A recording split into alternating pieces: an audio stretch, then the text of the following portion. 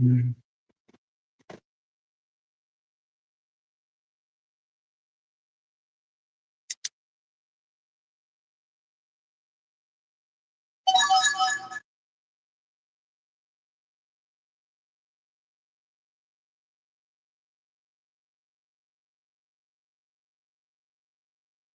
Welcome, welcome.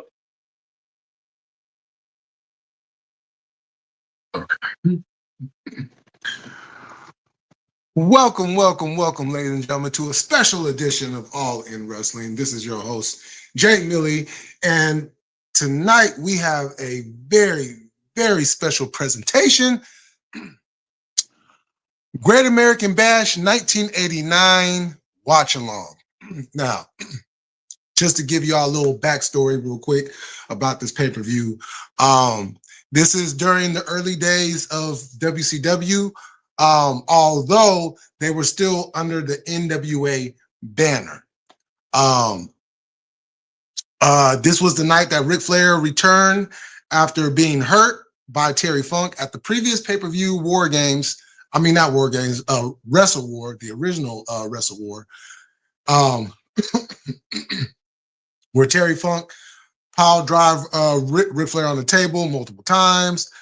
Flair re-injuring his neck that he suffered in the plane crash years prior.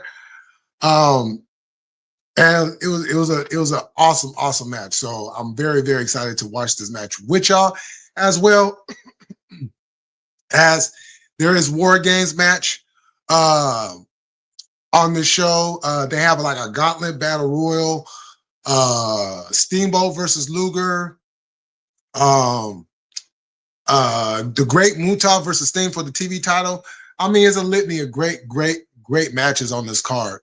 So let me grab me something to drink. You guys get you something to drink, get your smoke, whatever you do to kick back and chill. I do have this on Peacock. So if you have Peacock, you go ahead and pull that up now. Or if you have another way of watching it. And then anybody else that doesn't have access to it, you could just be in the chat, kick back, and anything that you have memories of, any questions you have, you just go ahead and put them in the chat, and I'll try to get to all of those during the show. So yeah, so we're gonna get started here in a few seconds. I'm finna go grab me some water. I'm about to spark something up, and we're gonna have a good time. So I'll be right with y'all.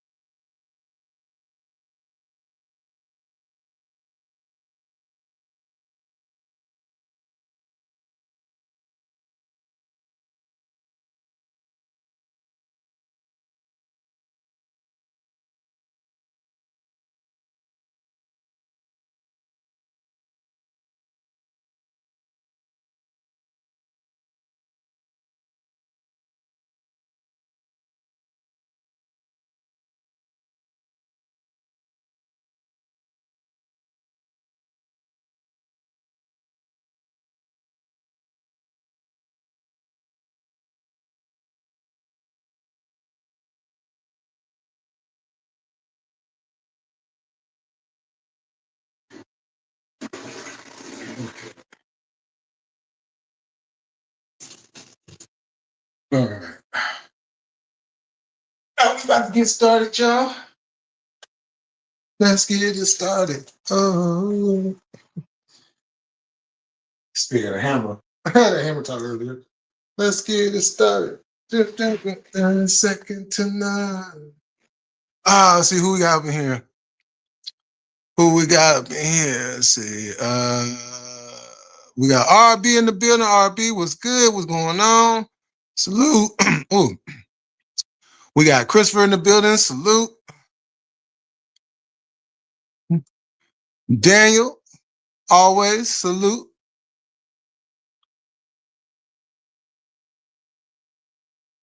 Okay.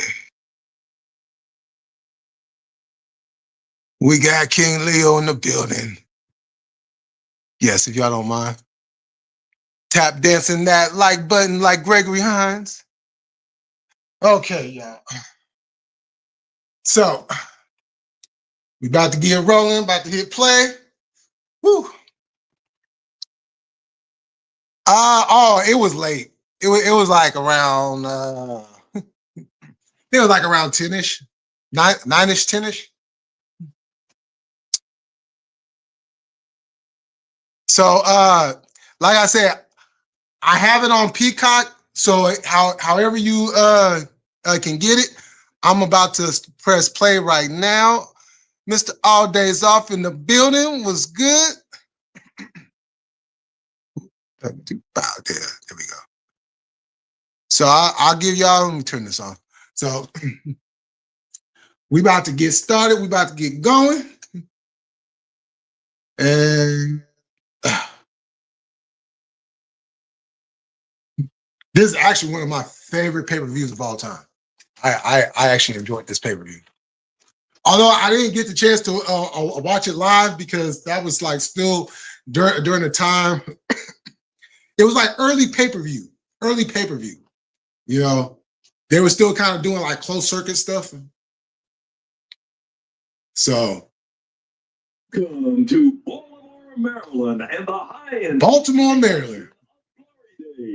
Now that's Baltimore was the mainstay for the Great American Bash after. See, I want to say about 87, about 87 on up. Baltimore was the mainstay for the Great American Bash. Even when Eric Bischoff brought it back in '95, that was the mainstay. I think all the way until the end. Yeah, I think 2000 might have been at a different city.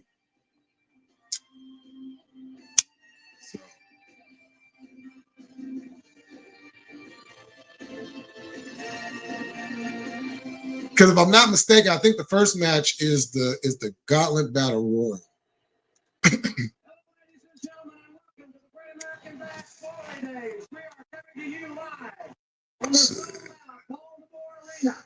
That would have been one my time. Oh yeah.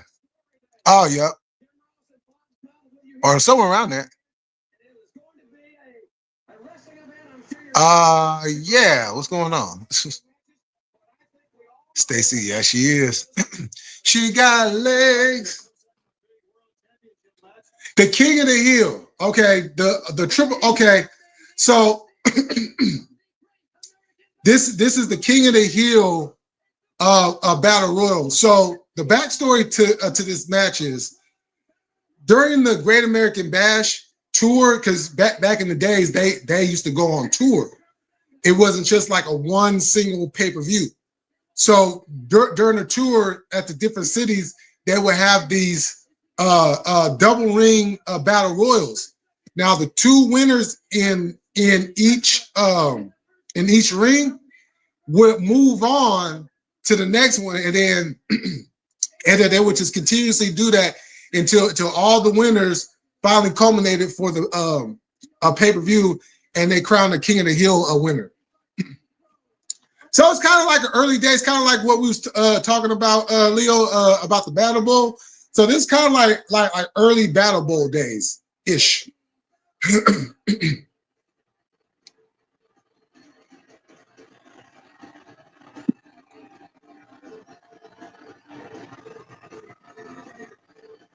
competitors are on their way to the ring. Look at the Skyscrapers, Dan Spivey, Sid Vicious. Bob is starting off very quickly here.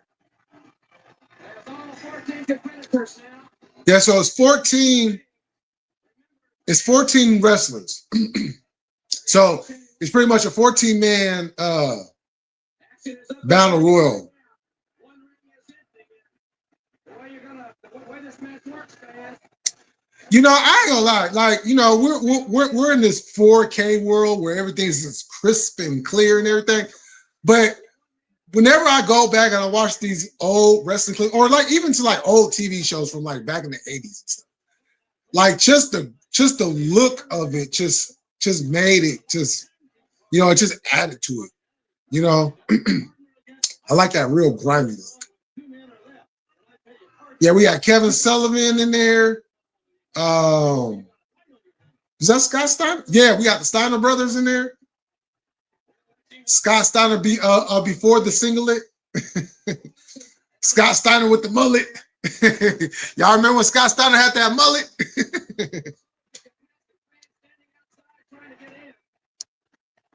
$50,000 goes to the winner. These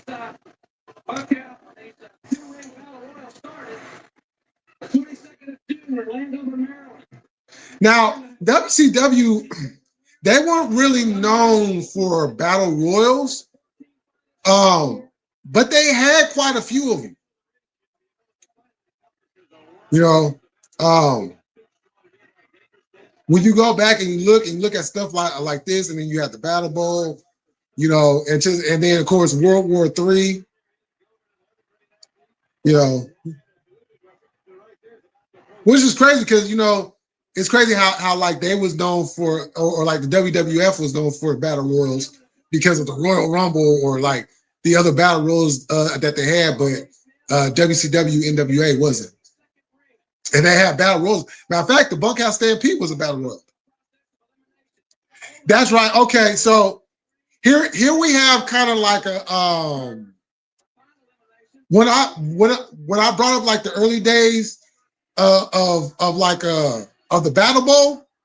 So in the King of the Hill double ring a battle royal match, just like how the original Battle Bowl was, you throw a wrestler over and he goes into the second ring, and then another, you know, match starts up. So you have two things going on in both rings, and then everybody that gets eliminated in the second ring, well, who's ever last in the first ring, that's the winner of that. Then everybody else gets moved over to the second ring, and then whoever wins that one, then it's supposed to come down to the two winners.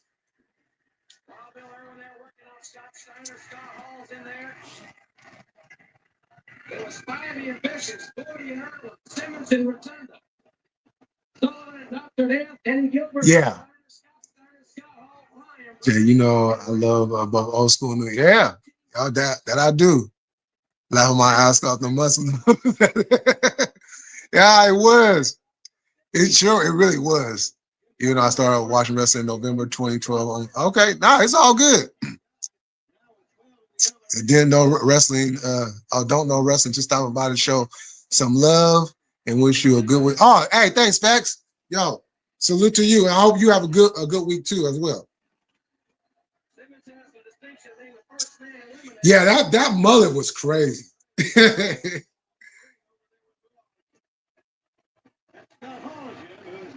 Oh shit! Yo, I forgot Scott Hall was in this match. Big Scott Hall. This is okay. So this is shortly after he came to WCW from the AWA. I totally forgot about he was in this shit.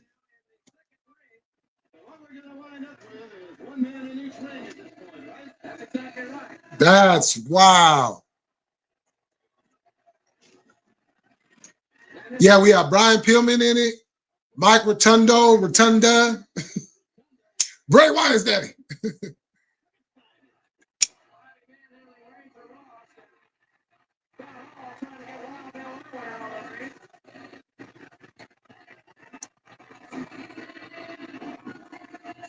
Man,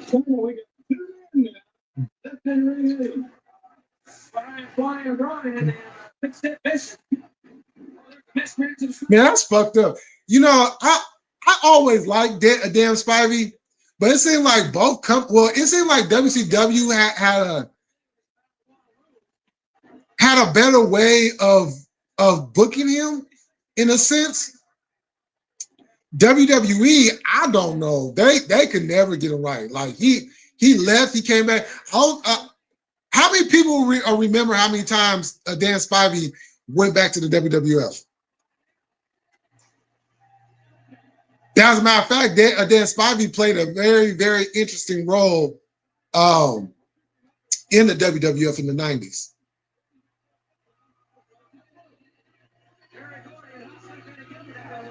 And it would have been awesome if him and Taker could have, you know, had a match, you know, based off of what his character was.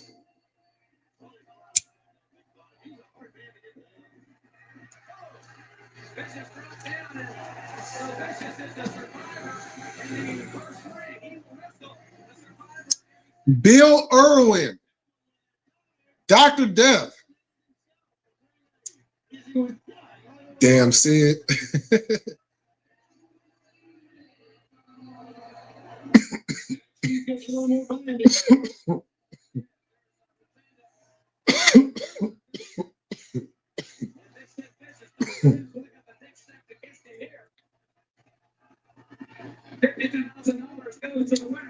That was crazy because Dr. Death was in the varsity club.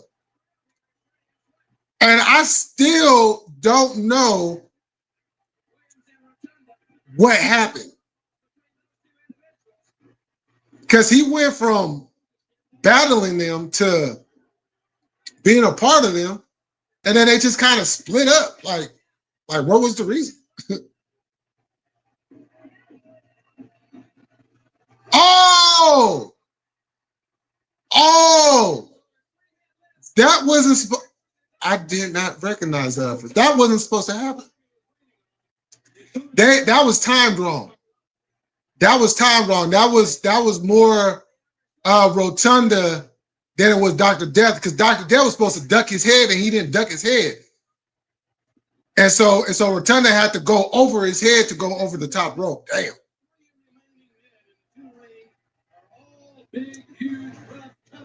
See, it's crazy how you go back and you watch some of this old stuff and you start seeing things you didn't recognize before.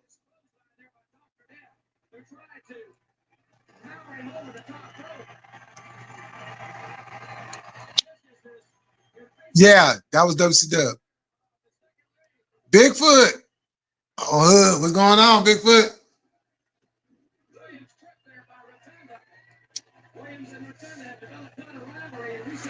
Yeah, and then they go, and then Dr. Death and Michael Turner go back right back to feuding.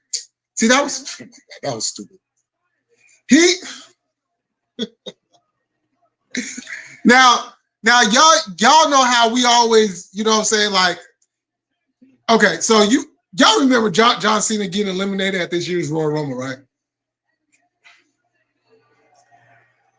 Dr. Death pretty much eliminated himself. He just rolled over the top rope and then landed on the apron and just kind of sat there and just got off. Oh man. Yeah, Teddy Long was the manager. Wow. Teddy with the Jerry curl. With the George Jefferson Jerry curl. Yo, Teddy Long used to dress back in the day.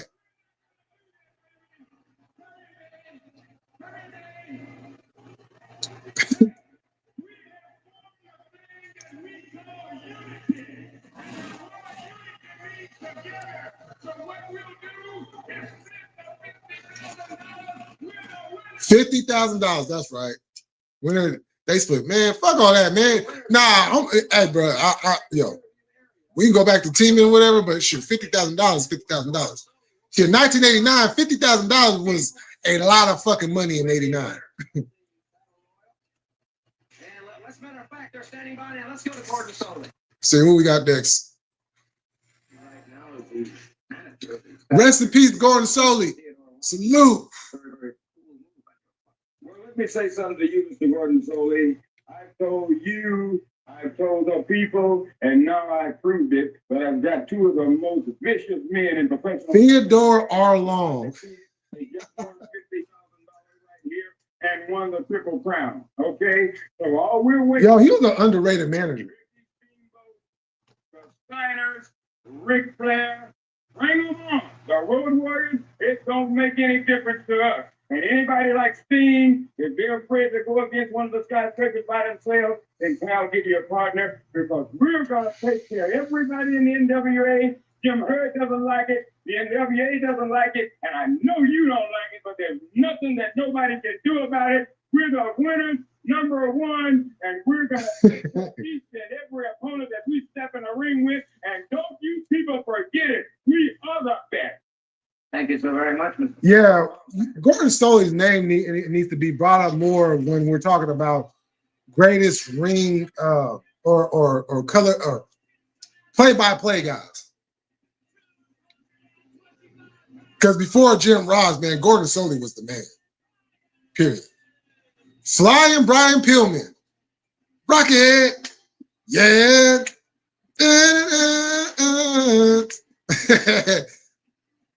Of course, I'm not going to play it on here, but this is when he had the Def Leppard song. Rocket. And right here, he's wrestling Wild Bill Irwin. Now, this is just coming off of the a Battle Royal. Big, tall, rough, tough individual, very unpredictable and dangerous. But you got a real athlete in there in this line. Certainly did. Flying Brian getting up in the air, trying to use his quickness and agility. I think Bill Irwin could have. He could have been something more. But his shine was in world class. You know, that's where he held titles, was in big feuds and all that. He comes to the NWA, he just becomes just another guy. He wants to control the tempo. He wants to keep it at a fast pace, which goes along with his ability in the ring. Pillman right there with the head says it shows in agility. As a matter of fact, you know what's crazy? Wait, hold on. You know, this whole time we've been comparing Hangman to a few other people, but I'm looking at Wild Bill Irwin, and I'm like, ain't no way in the world you can't tell me Hangman didn't get some type of inspiration from this character. He got the curly hair, he got the cowboy persona and everything. That's wild. I didn't even think about putting those two together. CNT, what's happening? Netflix needs to put all the 20 or the 2001 to 2022 Raw or what? Oh. No, they need to put everything from 93 on up because they have a lot of episodes missing on there. I was just talking about that the other night, as a matter of fact. Like, that's crazy. You get the show, but then you don't put the episode. Like, at least on Peacock, we was getting all the episodes. This particular event. You know. I can almost hear the reporters around the country. Oh, yeah. I appreciate that. Sure, I need to be where you was at, because that water was looking nice.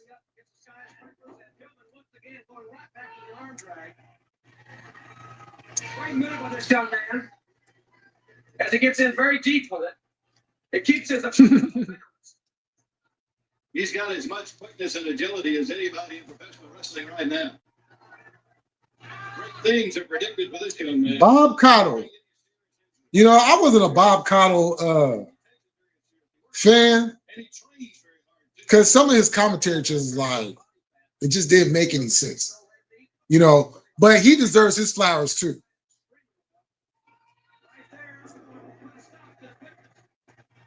You know.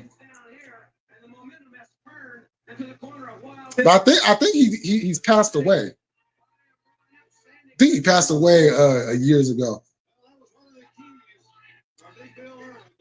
You know, because that would have actually been cool if during Sting's retirement match, if they could have got Bob Caudle. You know what I'm saying?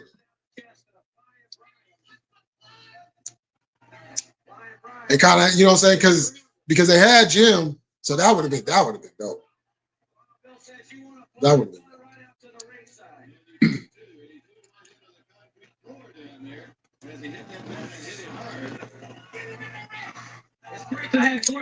Oh, Bob Caudle. I thought they have 93 tonight. Nah, they don't. They only got like certain episodes on there.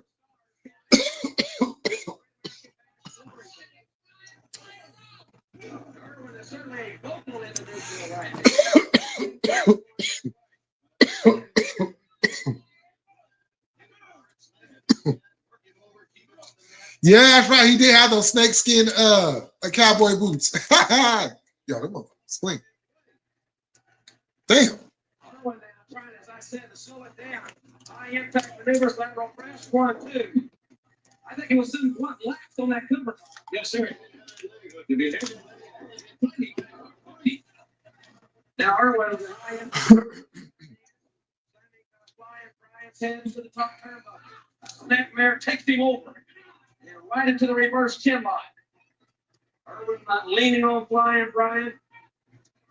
Slowing down, wearing down so that the pace is a more compatible pace for Irwin. Well, we said the one thing that Flying Brian had to do was control the tempo. For the last few minutes, he hasn't been able to do that. Good classic wrestling.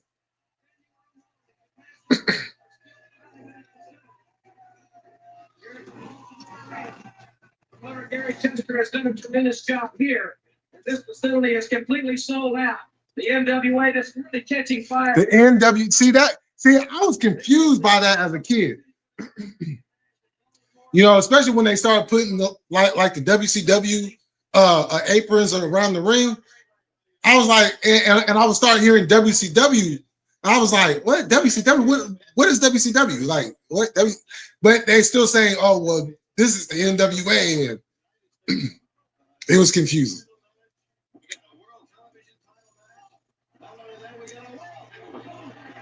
Damn. He tried to take his whole head off with that clothesline.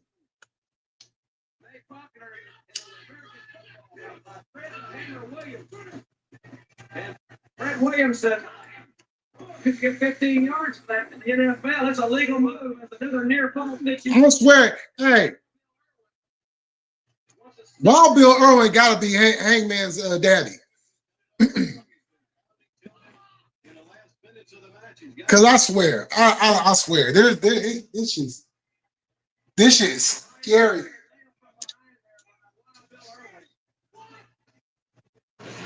15-minute time limit event.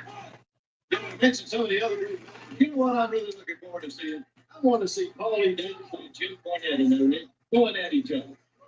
I think it's a common fact. Either one of them could wrestle. One could fight. Y'all gonna like what comes up. I ain't gonna say it. I'm just gonna say it. Thanks for telling me, Jay. I got it. Oh yeah, you're welcome. I'm gonna do the same thing you're doing, Jay. 420, you know.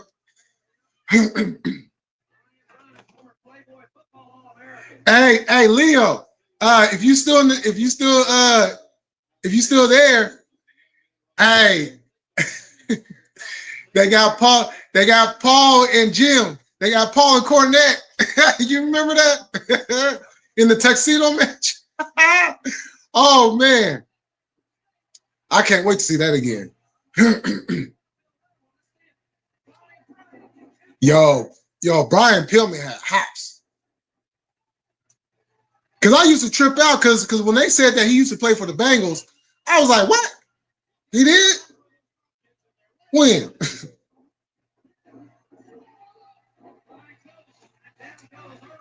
But of course, at that time, I was only 10 years old. I was only 10. So you know what I'm saying. I didn't understand the different body weights for different sports.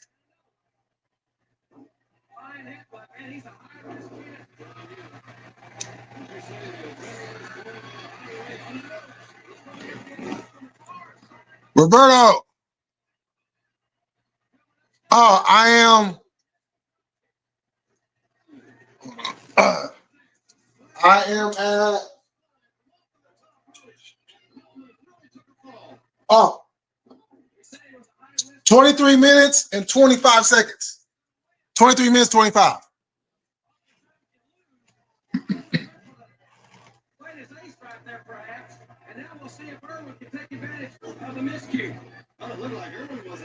Hey, hey, Berto. Hey, tell me why Bill Irwin doesn't look like Heyman's daddy, or it was some type of inspiration. I'm telling, man, I'm tripping right now. This is it's too obvious.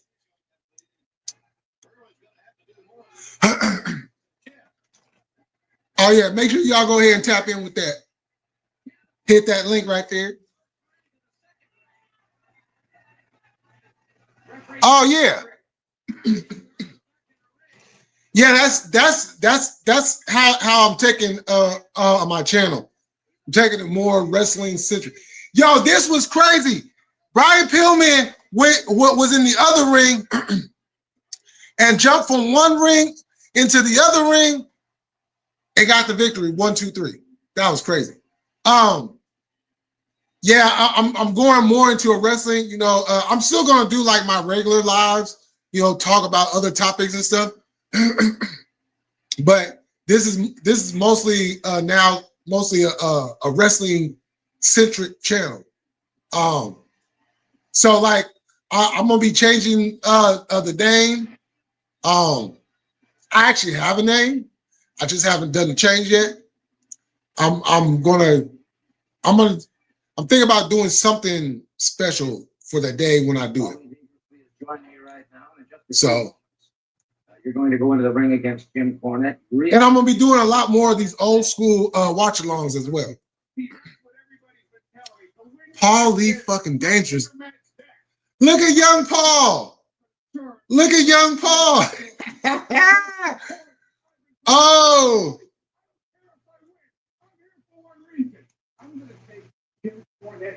Oh, you see. In 1986, I was in Congress when I saw Jimmy Cornette fall off a scaffold in Starcade, and I saw his knee come completely out. It's not one thing. Your knee is not completely. Your knee is still in bad shape. As a matter of fact, I know for a fact that you are in a knee brace. You are not. That's bad. Man, I will step you through the line. I've done everything I possibly can to prepare for that. Ain't nothing changed about this man except for he put on a few more pounds and he has a lot more less hair. I'm ready for you, my man. I'm ready for this match. Win, lose, or draw. They're going to have to call me the greatest man in wrestling. Now, look. He said they're going to have to call him the greatest manager in wrestling. Isn't that where we're at today? Could we not consider him the greatest manager? You know, no matter what you call it, advocate, you know what I'm saying? Wise man. Oh, you're welcome. I appreciate that. Yeah, I'll definitely be over on your lives too. My name is Paul Lee Dangerously. The Dynamic Dudes. Oh, God. Oh, my God. Let's have some fun with this. Yo, let's have some fun with this, y'all. We got the Dynamic Dudes. Now, for those that may not know who the Dynamic Dudes is, it was a tag team with Shane Douglas and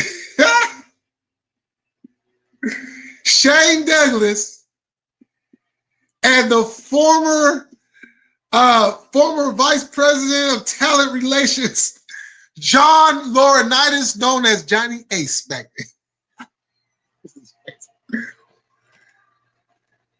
Who turned his back on Vince McMahon recently?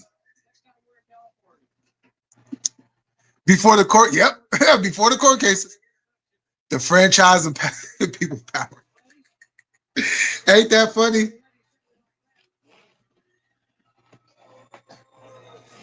That is hilarious.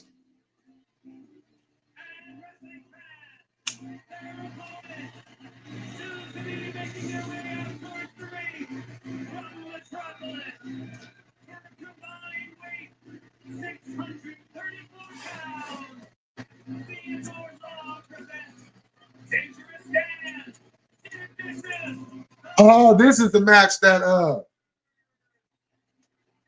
yeah, that's right.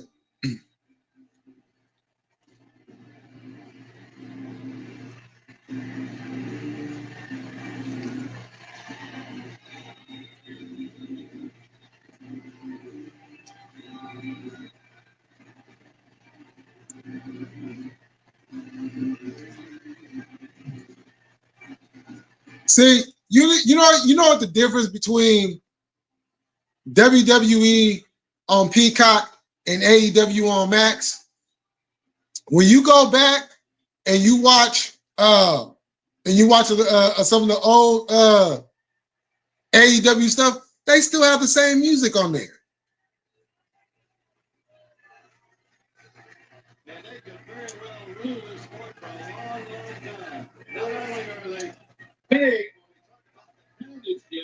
Don't want to pay for the rights. Cost too much. See, Terry Long, Sid, and Dan Spivey look like they going against Jordan. Oh shit. Space Jam.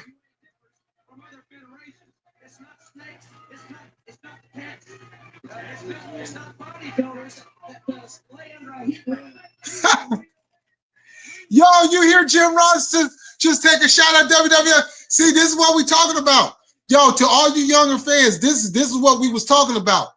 They've always been taking shots at each other. Jim Ross said, this ain't no place where you see snakes or any other type of animals, no body fillers and all. Jim Ross was taking shots at WWF. You know what I'm saying? So the fact that Vince, you know what I'm saying, he was taking shots at him all the way, like, you know what I'm saying? Like, come on now. And Vince still hired him. That's wild.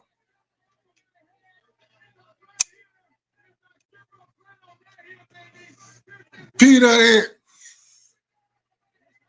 Ah! The camera used to be cracking up. They'll always pan out his head. Or it's basically something along the lines of Midnight Express. Yep. Bingo. That shit used to have me cracking up. The cameraman would always go on top of his head. Peanut, and then the crowd yelling, peanut head. I mean, shit, his head did look like a peanut. You know what I'm saying? I mean, it don't look like a peanut now. It look more like a walnut, but you know. Well, no, it's probably it look like a peanut again because he older, so he back to that small size again.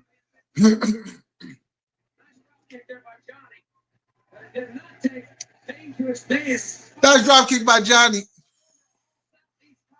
Franchises, bro. Yeah. Yo, they used to kill me with the mullets back in the day.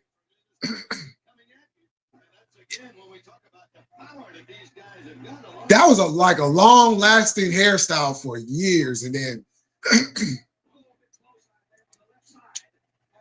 let's see, Dan Spivey had more like a mohawk. He looks small compared to Spivey. He probably feels small right now. And Spivey is not the bigger of the two. Comparing he and his partner. That's the way to do it. Go underneath. Yeah, hit him right there. That's a drop kick. That drop kick was hella weak. And here they go upstairs. A double The double monkey flip. Yo, that was the only thing that Adam Cole and MJF was missing. Was the double monkey flip. They could have did the double monkey flip into the double clothing. Yo, that would I would have loved that. There was a tag, mate. Johnny's been tagged in. He's the legal man, I think. Look at this. All kinds of botching going on there.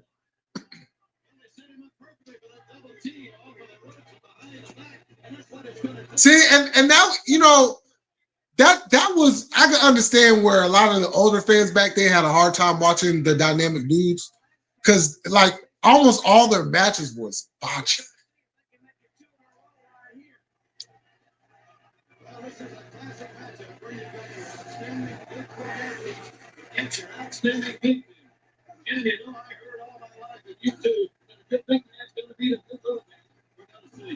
Slipper says,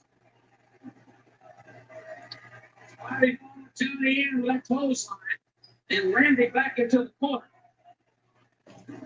Randy was added to the flood, big stiff vicious. The crowd ready to see Big Stan. 6'9", 300. Hey, dude. Drop kick and tag moves replaced by double suit. Yeah. Nah, on everything. That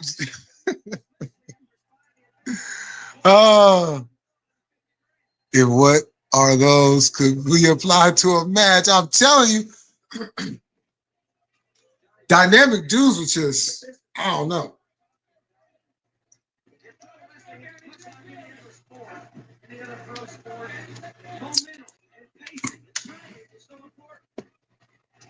And they went as far as to putting Jim Cornette with them, and it still didn't. Thank God that was short-lived.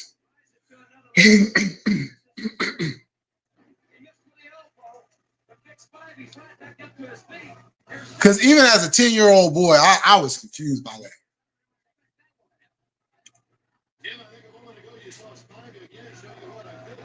Boss man slam.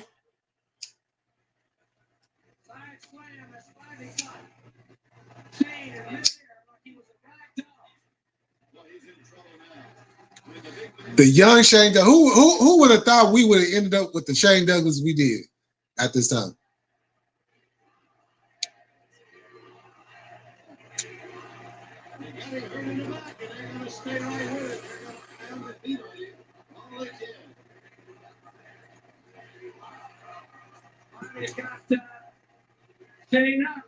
Because I want to say, if I if I remember correctly, this was the year. It was either this year or it was the next year. They was getting ready to push Shane Douglas, and Flair killed that whole push.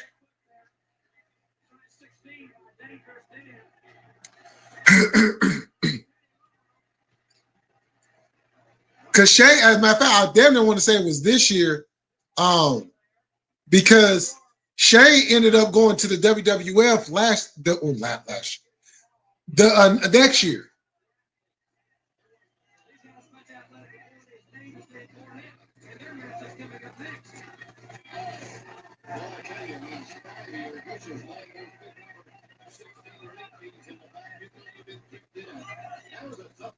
And then we finally did get the Flair Douglas match, but it was in 2000. They were a lot older, and Flair was wrestling in slacks and a shirt.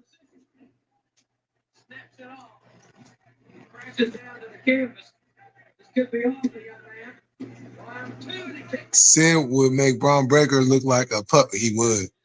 He would. Kraken, what you think of that AAA crowd cheering Del Rio now crowd? Yo, it was going to happen because they don't care. Look, they don't care about what's going on, why people over here don't like Del Rio. They love him. He has history down there. Whatever his transgressions was over here, they forgiving him about it. They love him, and they understand the politics. So when they took the belt off of him, they knew what it was. So they're on some fuck WWE. We're cheering this guy. This is who we want.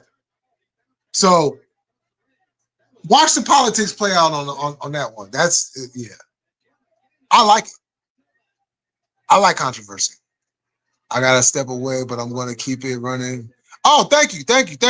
Appreciate that.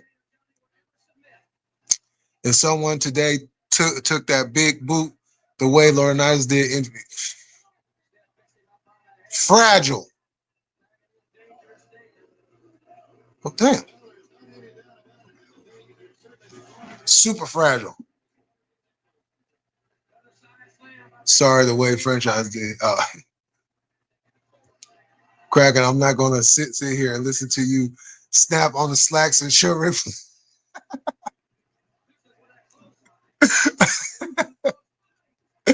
Oh man. The man came out and was wrestling on a pay-per-view in dress shoes. Woo! Oh shit. The man won the world title in slacks and dress shoes. I'm sorry. I'm sorry. That's too funny.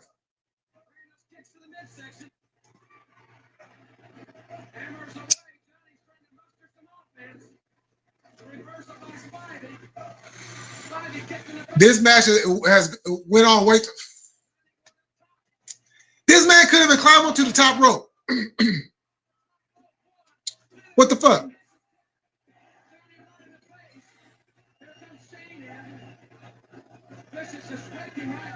Okay, in real time, in modern time, this would be to quote Tati. Okay, can y'all hurry up and end this, skyscrapers? I'm bored. What the fuck was that? He barely. Hold on. How he duck Spivey clothesline Sid, but he ends up falling. The fuck? Look, the botching is contagious against the dynamic dudes. What the? This man couldn't even do a head. Old school head scissors, and he could have. What the fuck? Spivey.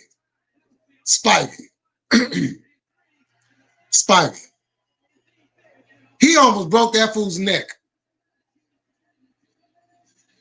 That fool slipped the power bomb.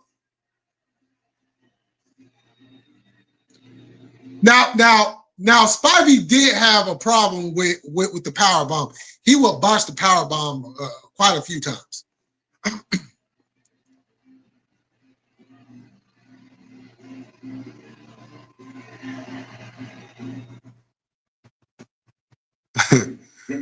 I was paying $40 a pop for that man too. Oh shit, $40? Oh my god, that's funny.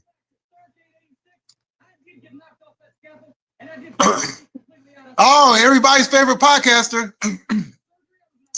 Jim Cornette. Ric Flair dripped his way to the world. Oh, he said, I gotta look good. Oh, I'm so used to Sid being Dolo. I'm expecting him to power bomb both dynamic dudes and Spivey choke slam 10 walkouts. Yeah, on everything. Whack pin and those horrible. Hey, Muhammad. Let's see, I got a 30-second commercial. Oh, are you on the commercial?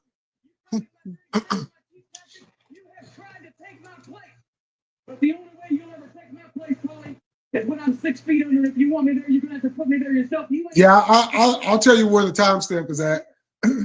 just let me know when you're back. Brother, it's right now, and I'm gonna give it everything I got. And part of it's gonna be for me, but part of it's gonna be for all those people who supported me. And after all the things that I've done in the past, That said, Jim Cornette, we're on your side. I'm getting out. Well, all right. We're going to the ring. Let's hope it's not the end of the career for Jim Cornette. Let's go to the ring. Ladies and gentlemen, he's a face. Muhammad, I ain't looking forward to it, and I'm probably not watching.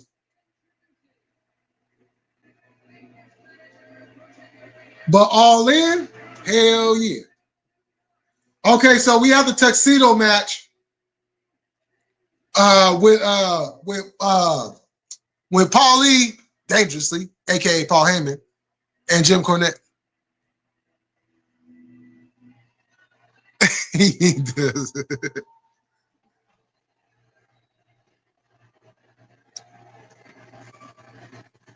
All right, well, we'll be hearing the introduction of Jim Cornette here in just a few moments. Fans, after this match, a Texas Tornado tag.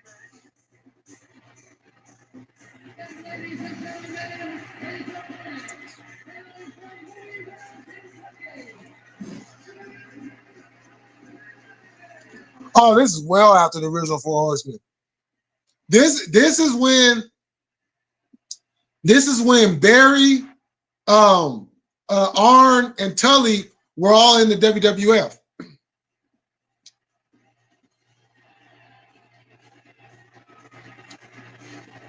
This is after Flair had won the world title back from Ricky Steamboat.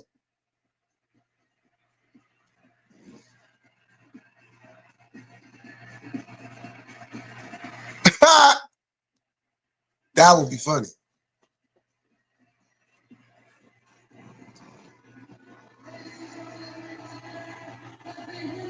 Let's go to the Beyonce concert. Okay.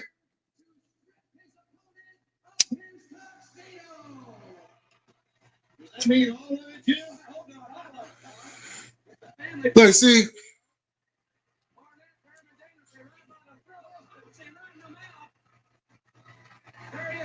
The tuxedo match. You have to strip the tuxedo off of another man.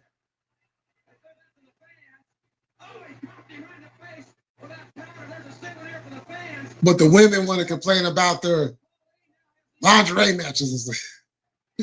Oh, shit.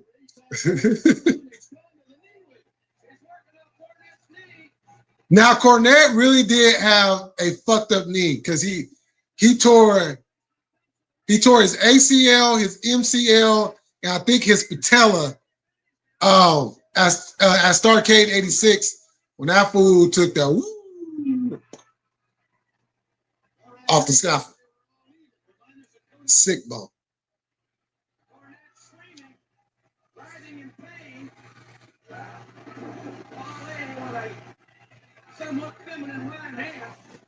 Paul Lee always had the weirdest punches.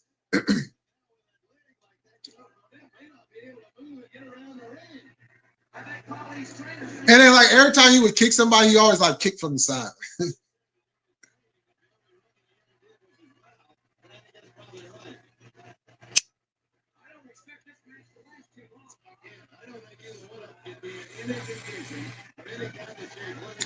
That's a damn shame when Paul Lee could throw better punches than actual wrestlers. We may find that out. That Cornette has also been categorized in that genre as well from time to time.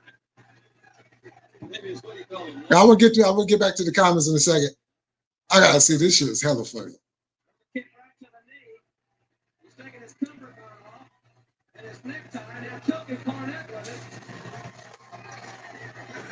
it. He choking him with his necktie. I'm gonna kill you.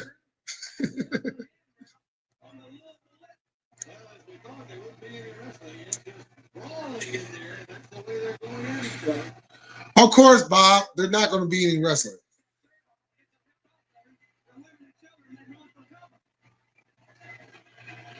Cornette now. Touch to the delight of this capacity cap. Choking. Paulie dangerously, but dangerously backs Cornette into the corner. I would say viciously, but that would not be a good answer. This is great. I love this. I would love to see Cornette and Heyman sit down together and review this match.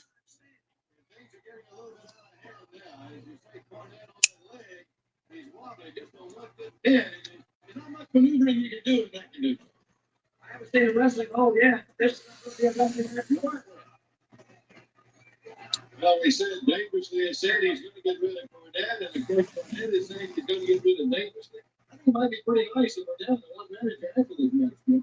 Well, I got my The cell phone was 2 weapons.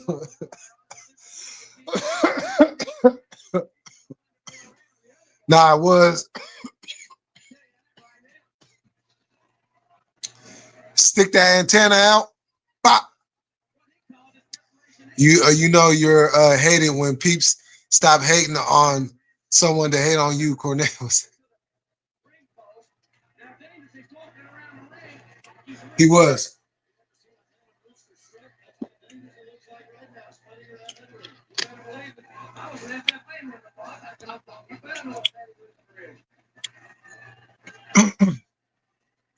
Fun fact, Rhino told a story about Paul Heyman telling him, wow, we agree on something. Damn. Damn. Slapping the fuck out of him.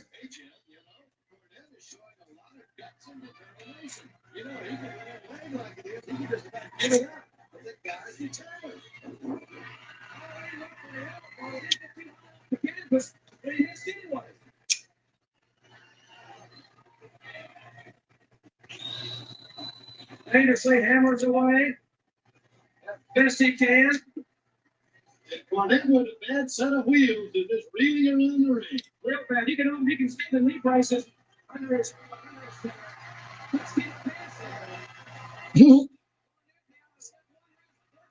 He's corny up.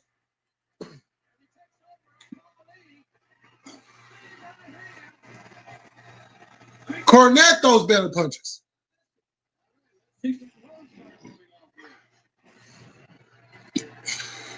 Yo, Bob Cotto. Calm down. Talking about you ready to see some clothes being taken off. Calm down. Calm down, buddy.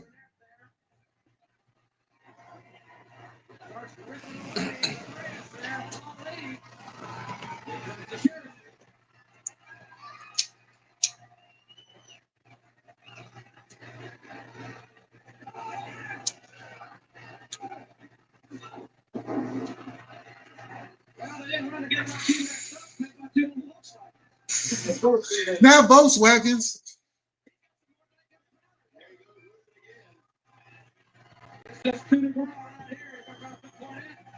Coup de grace. Yeah.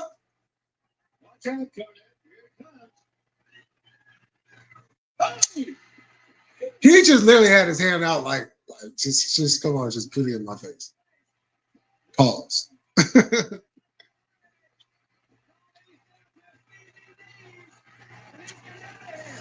Now it's BVDs.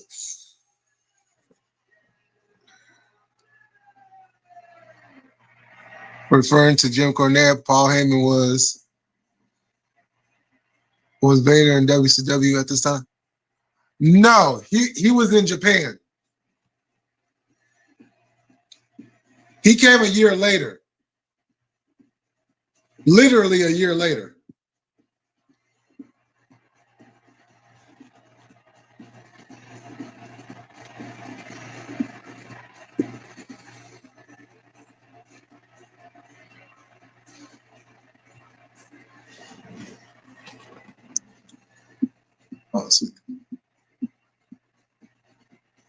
Let's see. Referring to Jim Cornette, Paul Heyman was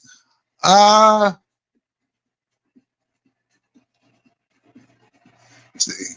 Diddy wasn't around then, but how much you want to bet the Tuxedo match was? Oh man. Oh, Diddy was around. He just wasn't on TV.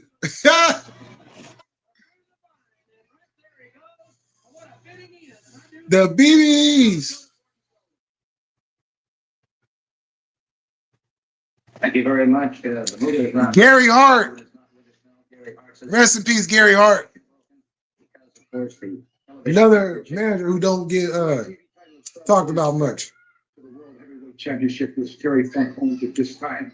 I guarantee you one thing, as good as you are, and as much as you love that title, remember, the Great Muta is undefeated, and the Great Muta is the best that the Orient has to offer. And today, right here in Baltimore, throughout the world will know that Japan, when it comes to the best athletes, they do possess the best. Is he in top shape? Muta is ready, willing, and able. At the present time, he's in meditation. He is calling the powers of the mystic Orient into his own being. Thank you so very much, Gary Hart. Tag team action upcoming in the ring, so let's go back to the squared circle.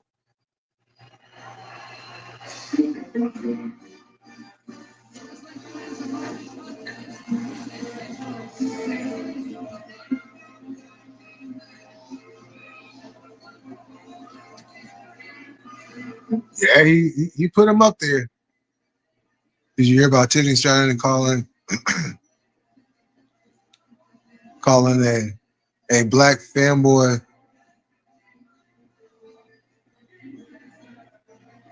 calling a black fanboy? What did she say?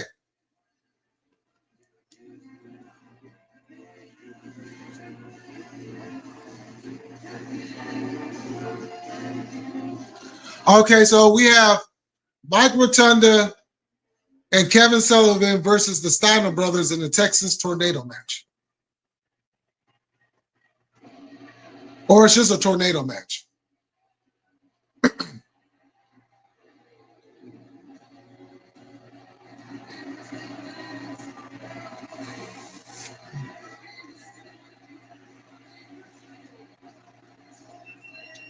Missy Hyatt.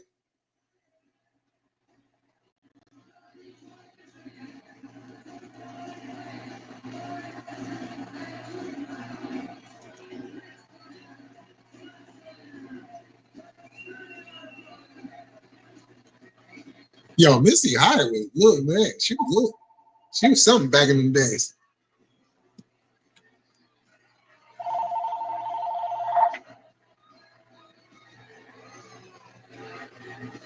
Oh. Hold on.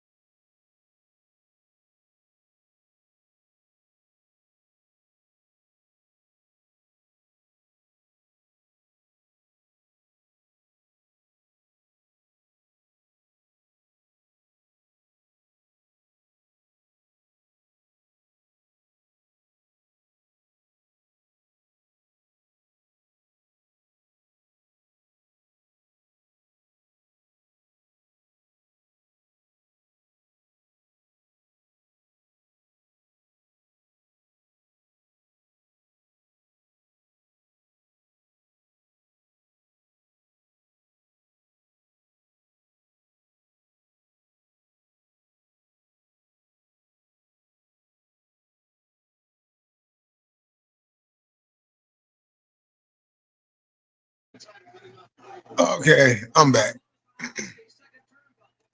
Well, I think the peeps that I think peeps that out of context. Okay. She called this dude boy. The dude said, "Keep the belt warm for Naomi." Her reply was, "Boy." Oh well, I gotta see it. I gotta see it. I gotta see it. I'll pull it up. I'll pull it up tonight, and then I'll give my thoughts and opinions on it. See, yo, I'll be cracking with the landline, yo. Yep. I look at her. What show was that kid from? Tiff knew what she was doing. Oh shit! Yeah, I gotta see that.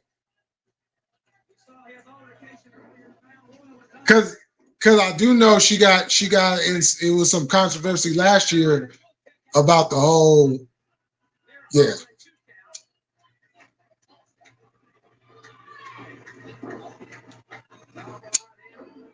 So two things can't be a coincidence. So, but yeah, I'm gonna find it. I'm gonna pull it up, and as a matter of fact, if you can, put the link in one of my community posts.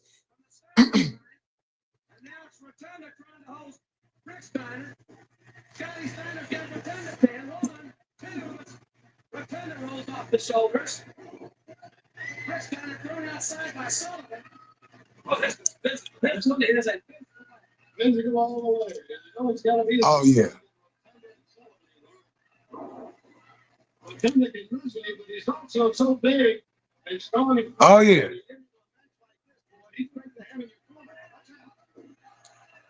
On the stretches there. Killing the old school.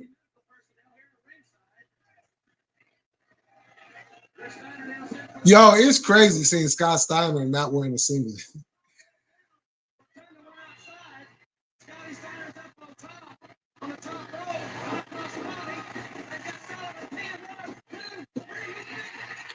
That was the ugliest. First of all, why did it need to take two people to pin Kevin Sullivan? Explain that to me. Why did it take two people to pin Kevin Sullivan?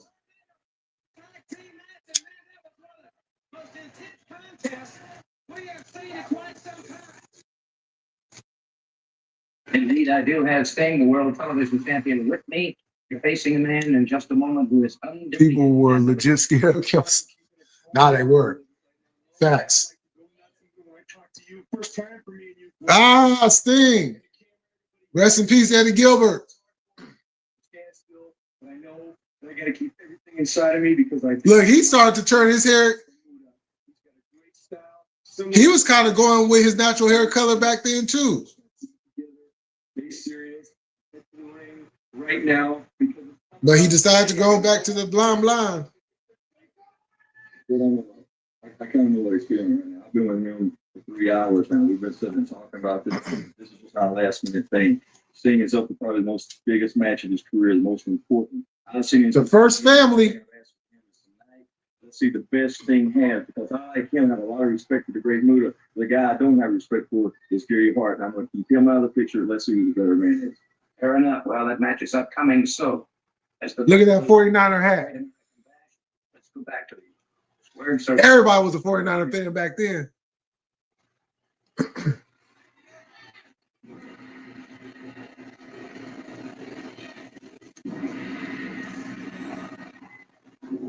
Oh, this is the World TV title. Yeah, here we go. Here we go. Okay, thanks.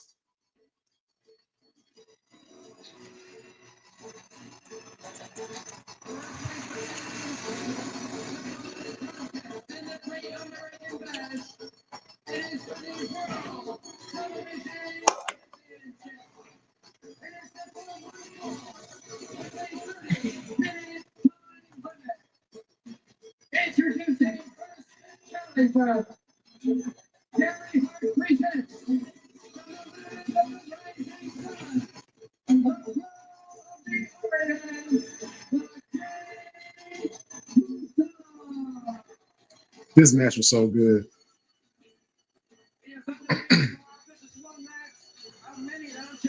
That tuned in on this broadcast to see the Great Muta and the Stinger. We'll have a Stinger's introduction.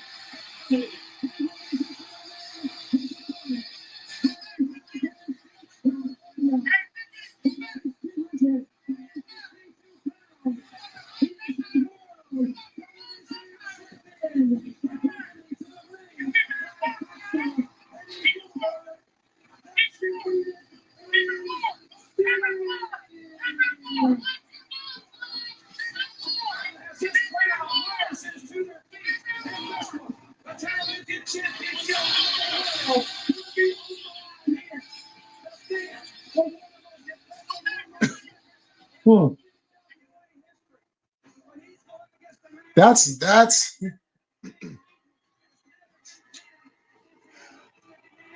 I can see it both ways. I can see it both ways. That's like borderline because it's like she's in character. She's striking back, but as a black man and knowing what the boy term means, I can see, because she like I said, she had that controversy last year with the whole black girl thing. So that, yeah. Let me hold on. Let me.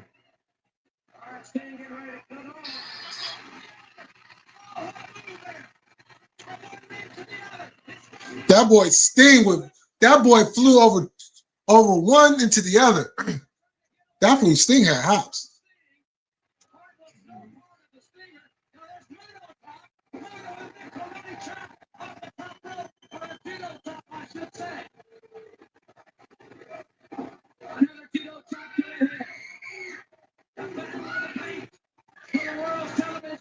Look, see, somebody said right here, strike 2 for Tim.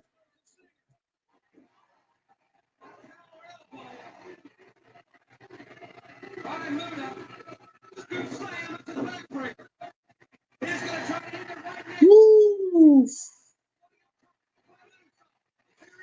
Yeah, well, the public has spoken. Yeah, now here's somebody saying that, she's playing a character. See, I can see it from both sides, but yo, the public has spoken. Yeah,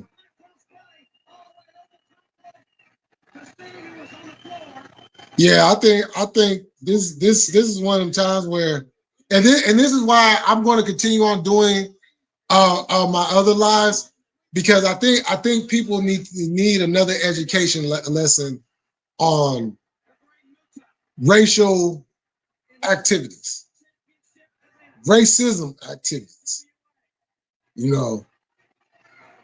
So, and I kind of already been kind of thinking about doing another one of those lives. So, yeah, I'm gonna definitely be doing another one because there's some confusion, there's some not understanding, and there's just some uneducated idiots. So.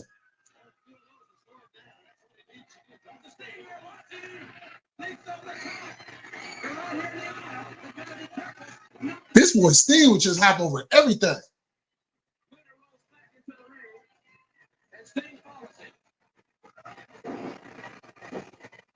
Right now, the Stinger was cutting blows. All right, welcome back. Welcome back. You two leave that plastic. Oh, all the way plastic. Nah, she can't. I mean, after that, she can't get any more. See, she should have got one for the last time, to be honest. I believe they took it out of context. If you hear the guy's voice, he clearly still going through puberty, so boy can be.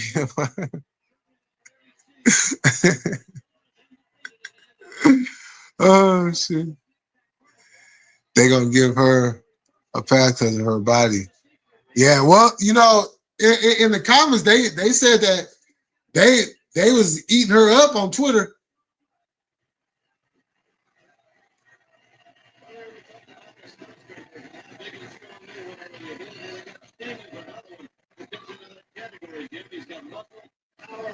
So she'll be coming, probably coming with like some type of video in the next couple of days, or not.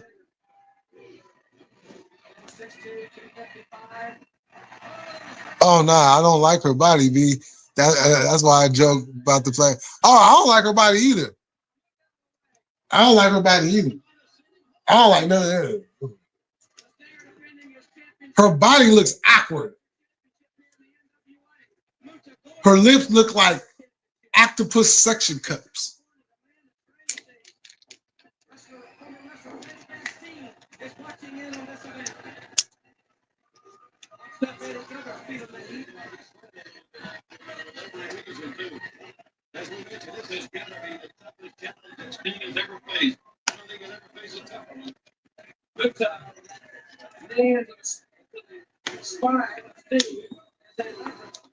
Pulling back on it.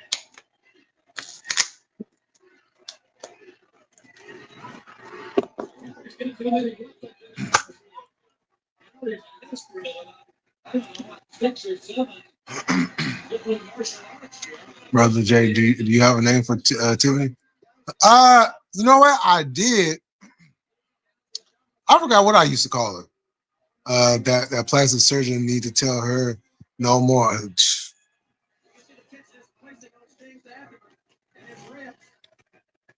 The abdominal stretch, a forgotten hold.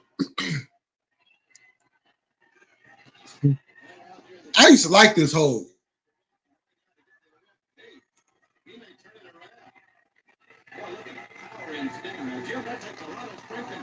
And if you ever had this put on you, oh my God, that shit hurts. This is one of the moves that really do hurt. If applied correctly, oh yeah. Your whole ribs, back, yeah, that shit. Oh my God.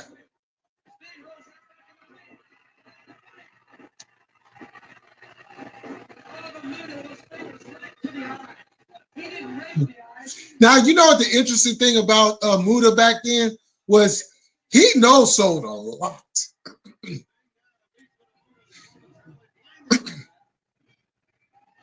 He would be in there getting his ass kicked, and he would just strike back, boom, like he was never hit. Like, see right here, Sting just went on a flurry, and it just act like it didn't even matter because Muda just went back and started kicking his ass. Look at it. Look at that. Boom. Clothesline. Back up. Kick to the stomach. Face plant. Now that stunned him. But look, he getting right back up. Like, come on now.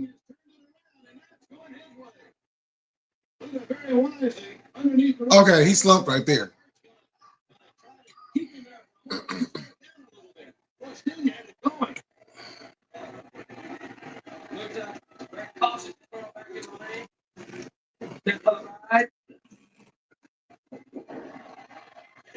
Oh, got the miss in the left side.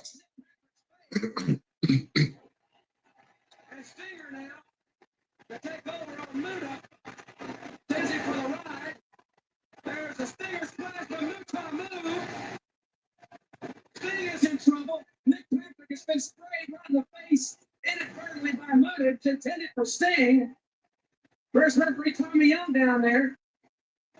Here we go with the shenanigans.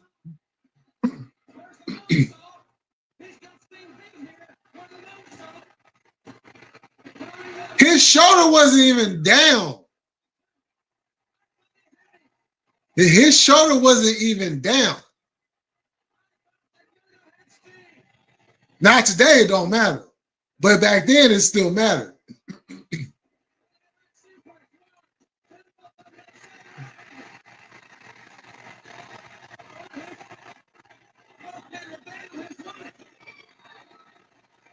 Ladies and gentlemen, the winner and still World Television Champion.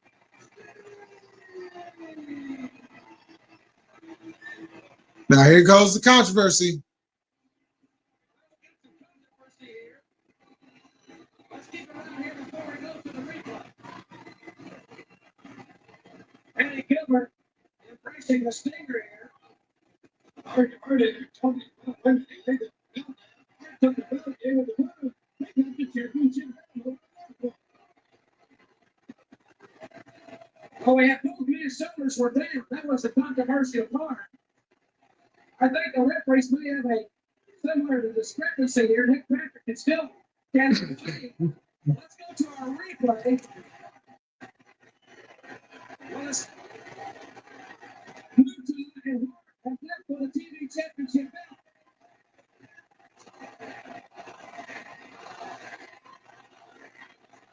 And I know, as far as I know. Yeah, it was a big old controversy, and then they had put the title up, and then they wrestled. They had like a match at a house show, which was crazy. During that match, it was very obvious, Jim. I think that he had really scouted Muda very well, as he was able to avoid a number of the moves of Muda. Right there was an example of it.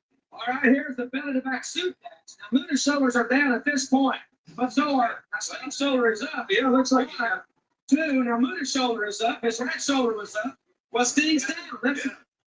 We cannot tell from this angle. No, I can't tell. We got controversy. Man, Steve's shoulder wasn't down, and Muda had put his arm up before the third count. Lex Luger, U.S. Heavyweight Champion, is with me. His match is upcoming next, and it's one fall, no disqualification. What are your thoughts? My thoughts are this, Gordon. You get up around ways. You know that I say what I do. I've had team returns here. Sting and Muda is so basic, but so great. It's nuts. Look what the talent today believes they have to do in order to keep a crowd entertained. JD McDonough killed. I'm telling you. They be on their deathbeds trying to entertain. I missed the abdominal stretch. The abdominal stretch. I also thought the Russian legs week was. Oh yeah, yeah. I like that one too. I got to meet Mutz. Oh, you did? Oh, cool. Well, in other words, he's saying that if they don't waive that disqualification, there won't be a match. Interesting observation from the U.S. Heavyweight Champion, Lex Luger. Are we talking about arrogance or prudence? Let's go to the ring now, then, and find What's out. going on, Craig? This title match is going to take place here on the Great American. All right. Let's see. Discussing plastic woman and what? Oh shit. I don't know if you heard, just to be done. Seven's up. What up? What up? What's going on? Hey, you know what tomorrow is, right? Guys, don't you hate these motherfuckers that contact you to remind you it's Monday and we work like I don't know that. These fucking Garfields, man, like, why the fuck up? Oh, shit. Oh, man. Saying, though.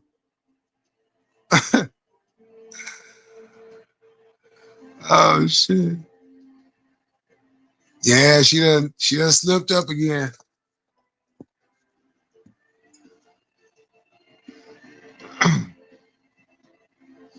Yep, that'll be the day. That'll be the day. So you know I'm gonna be live tomorrow. All 707 music.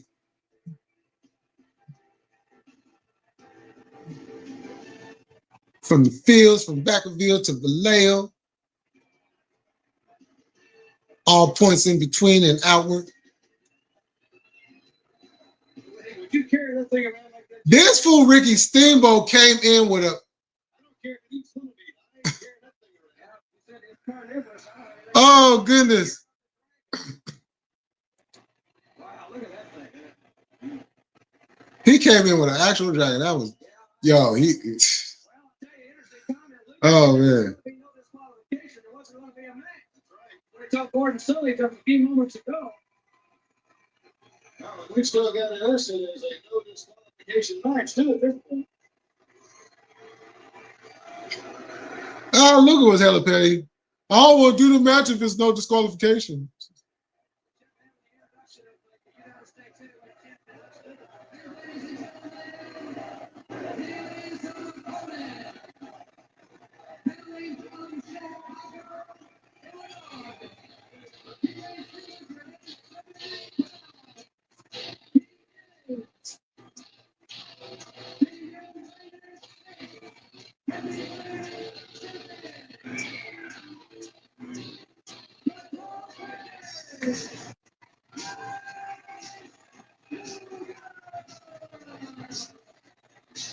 Lex Luger.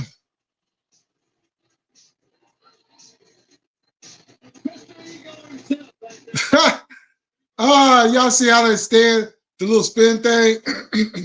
I was supposed to spin them around and got stuck.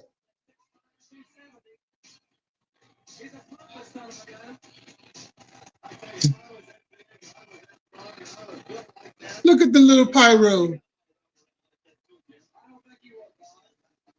I don't think you would. I don't think there are many people would. Mirror, mirror on the wall. Who's the most pompous NWA wrestler of them all? You're looking at that team. It is to be a no disqualification match. Well, there's not going to let care of that. Look at it. There, shaking his head. No. Boy, that brought him into the ring in a hurry. Let's make this short and sweet, Steamboat. I am the total package. Nobody tells me how to defend my belt. Either you wearing a no DQ stipulation, or I'm out of here, you are going to sack this belt it off. Well, he's been a very succinct.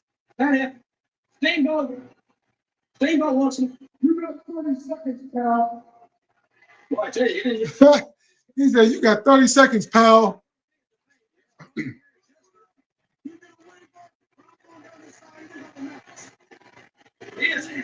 He does not want to put a flag on the line with a no disqualification stipulation.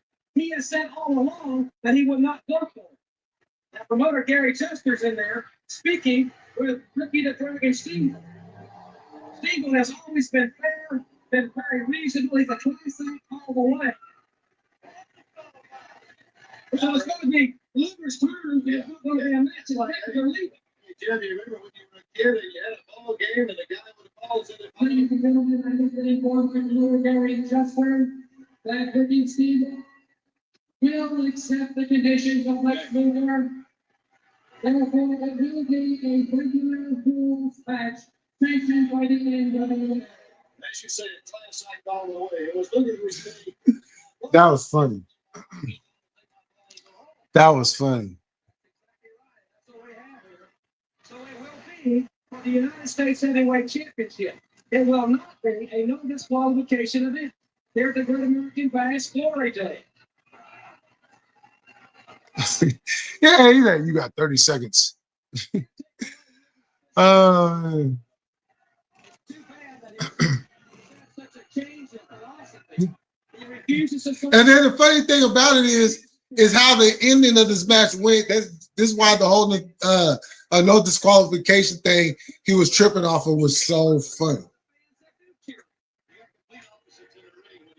Because he was being strategic and yeah. He's got a lot of experience. He's been in against guys as strong and as big and as powerful as Luger before. So it's going to be interesting to see how this match turns. This match puts two former Rookies of the Year, Steamboat in 77, Luger in 86. Steamboat, pinning predicament here. Luger, 3 times U.S. champion. Yeah, I keep forgetting Lex Luger was Rookie of the Year in 1986. That's crazy.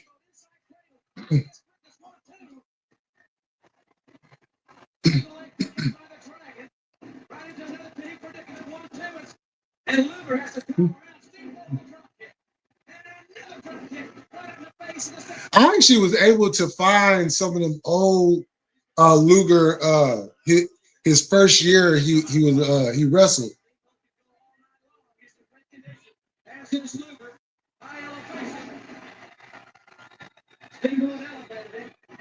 Because it was like I think it was like two matches I was able to see.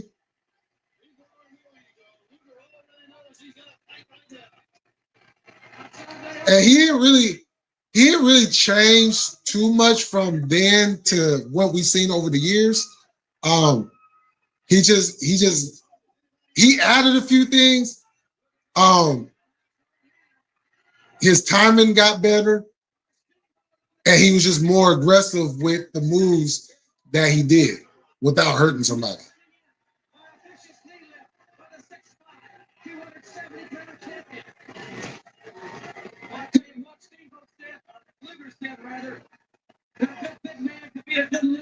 Woo! It was sunny and hot today out this way. Okay. For sure. Thanks.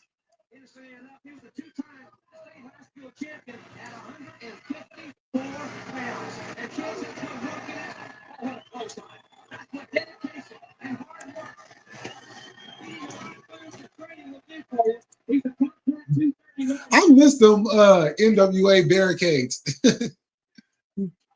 It was like no type of protection. If you sitting there, if you in that front row, and the wrestlers hit them things, and things get to moving. Oh yeah, your leg, your knees, yeah, you about to feel all that.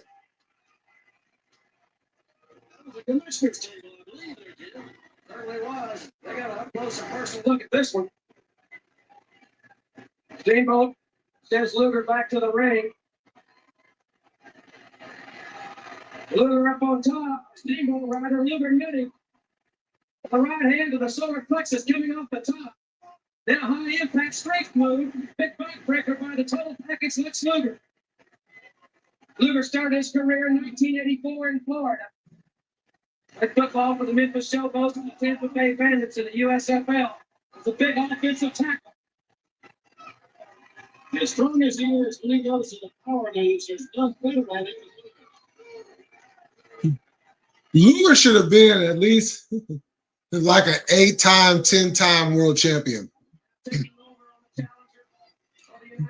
He just didn't know how to conduct himself outside the ring. You know, he wasn't always on time, and you know they were saying he was a real prima donna that thought that he was bigger than what he was at the time.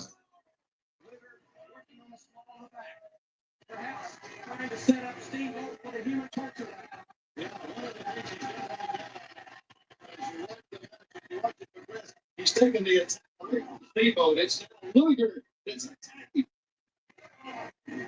Lateral twist by Luger. But I'll tell you what, though, if Vince could have had Luger,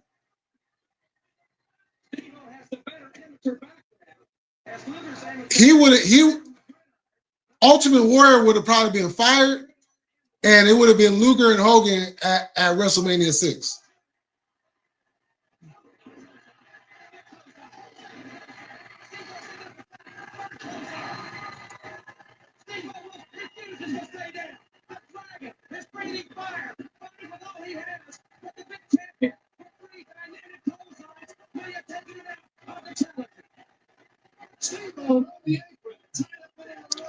But now my only thing is this.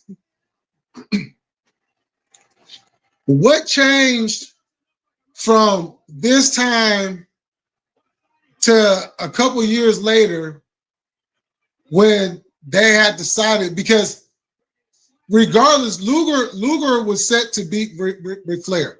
Flair was finally going to, drop the title to Luger, and he was going to get his just due.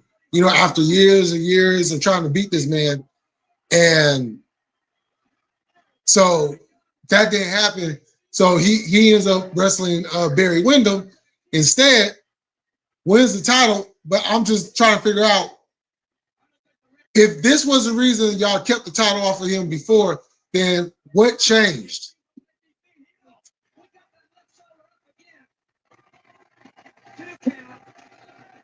Because when you think about it, when Luger was the world champion, how many times did he actually wrestle?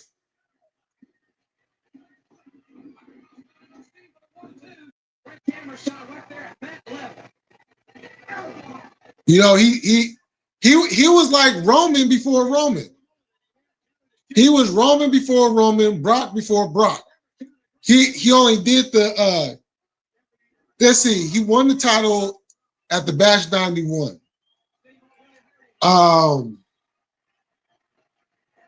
Let's see.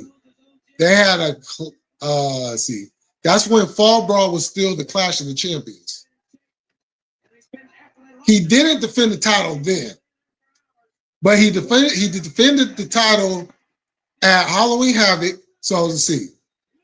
Halloween Havoc, he defended it at the next Clash against Rick Steiner. Starrcade was the Battle Bowl, so there was no championship match. There wasn't any matches.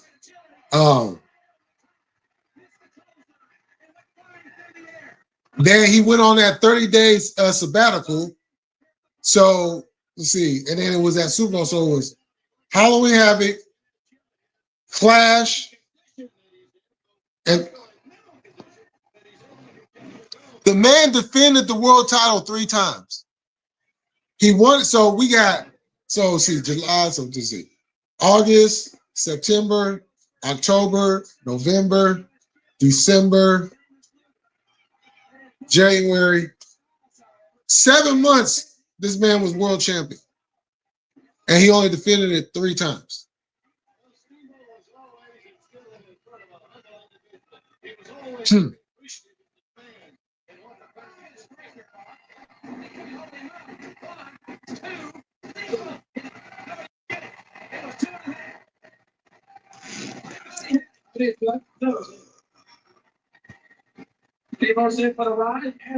Oh yeah, it was like that out here. It was like 95 out here today. I'm lucky it can be blazing outside. I'm in a old school building and shit, like an AC in the hallway. But it isn't. So apartment hot, but double fan will get you needing a blanket. Oh shit.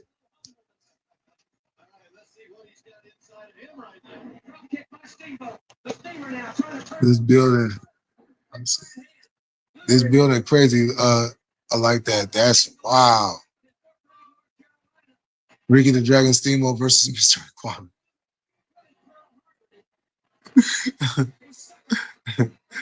Robert, you said it was storming and where you're at?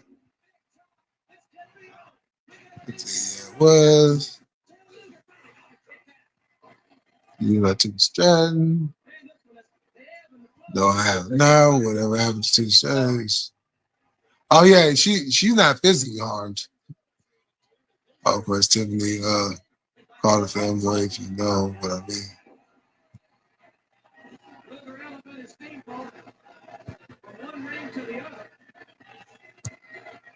It's a weird time. It's a weird time.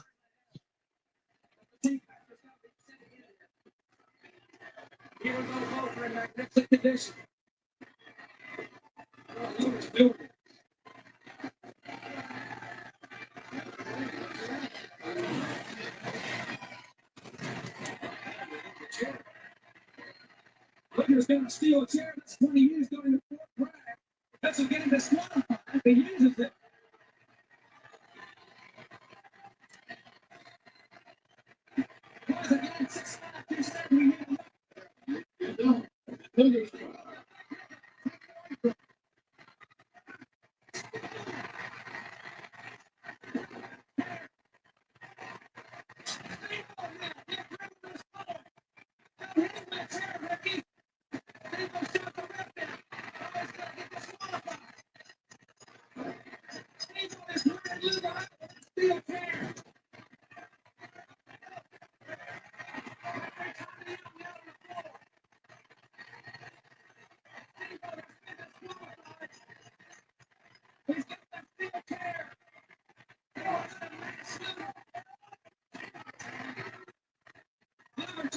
Mhm.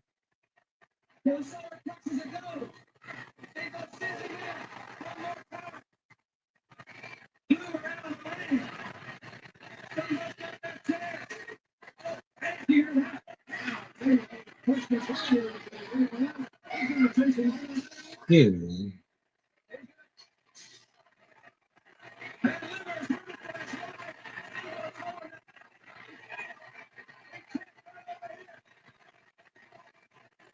Can't fuck.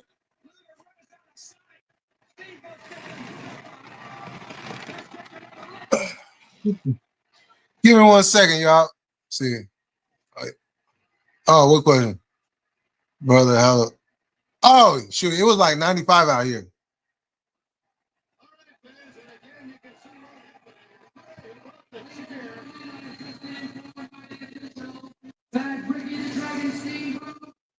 Oh no, he said Brother Jay. Give me 1 second, y'all.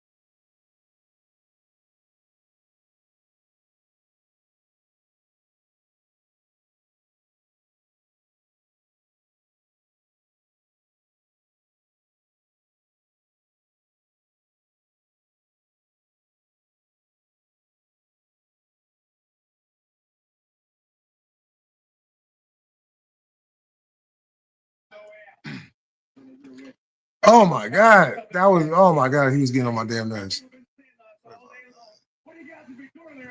Tell something you need. Yeah, I was ordering me some pizza, and man, this dude wasn't understanding what I was saying. I'm like, he put in the wrong information and shit. I'm just like, that's when y'all was seeing me doing all this and stuff. I was, oh my God. I don't want to get off topic. I just want to give my deepest condolences to those who are affected by Texas floods. My thought, oh, most definitely. Oh, that's more important than shit. Anything, shit.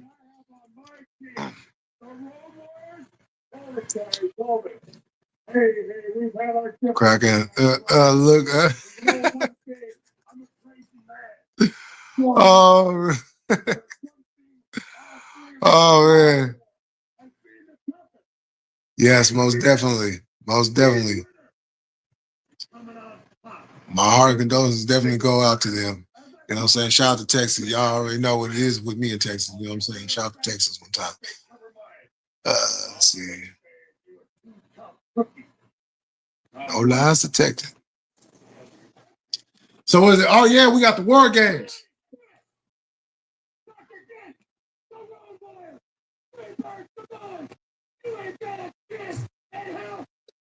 The Road Warriors.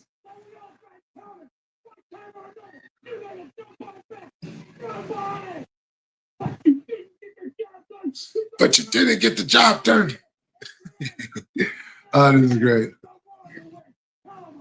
Tell them, Hawk.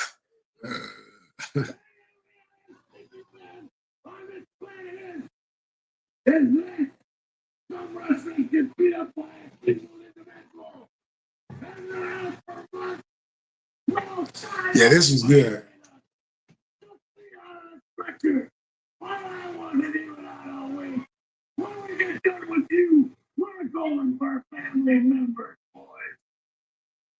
Well, hold on. That motherfucker didn't even ask me what kind of sauce I wanted.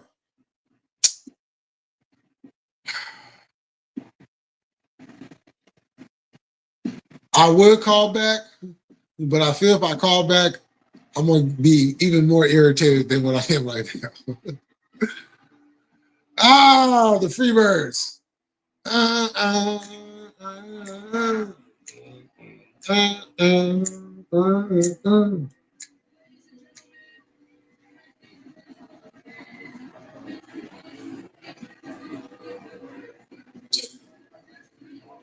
These motherfuckers used to wear some crazy outfits. Hey, Fatu! Fatu! Rikishi. The Samoan SWAT team. Got the Freebirds, the Samoan SWAT team. Terry Bam Bam Gordon. Rest in peace to Terry Bam Bam Gordon. Who one of the all-time greats.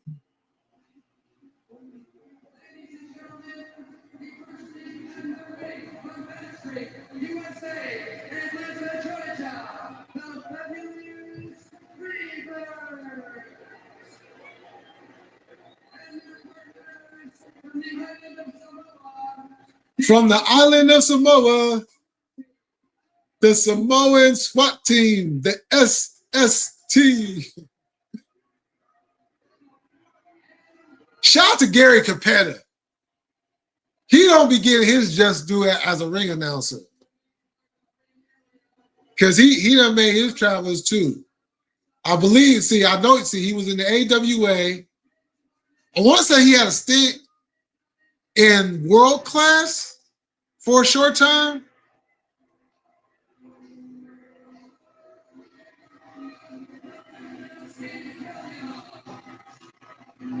Dun, dun, dun, dun, dun, dun, dun, dun, dun, dun. Dun, dun, dun, dun, dun, dun, dun, dun, dun, dun. Let's see. They come down on bikes with this one and ain't got no silly damn pup. I don't know why they gave him that fucking. That shit made no. It had nothing to the team. It was a complete waste of time. It was goofy. It was stupid. And if you really want to say, it kind of buried them having that damn puppet. Because you couldn't take them serious after that. And of course, well, we can't use the shoulder pads you guys had. We have to use plastic ones. June of '83, when we first saw the Road Warriors. And they were the very first war games that were held on July the 4th, 1987 in Atlanta, Indiana. There's Precious Paul Ellering. He's been out of action for quite some time at the hands of the Samoans and really dangerously. Crazy fact, Andre the Giant was jealous of Bam Bam Bigelow. Oh, yep, I heard about that. Yeah, because Bam Bam they was good. Vince was going to push Bam Bam. He was going to push him. You know, now in fact, I think he was slated to even beat Hogan at one time for the title. It was a whole lot of politicking on why Hogan kept the belt for 4 years straight. I mean, something that Leo is back in the building. Welcome back. Ooh, welcome back. Voice over here cracking and shit. And who started out for the other team? Salute. We are awaiting it. Yo, hey, Leo, that tuxedo. Yo, hey, I think, damn. See, I wish I could catch Cornette live because I would definitely get at him about that. Him and Paul, because that shit was hilarious.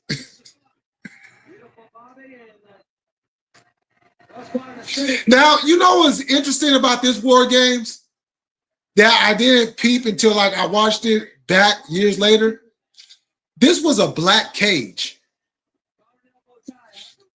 This wasn't the same standard like silver chain link fence. This was black. Now I wonder why they went with a black cage.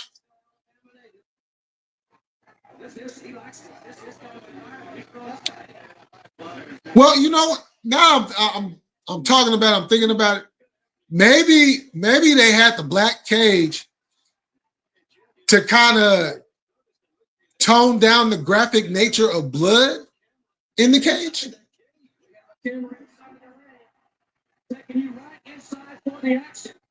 I know that sounds crazy, but that's the only thing I could like logically think of why they would use a black cage.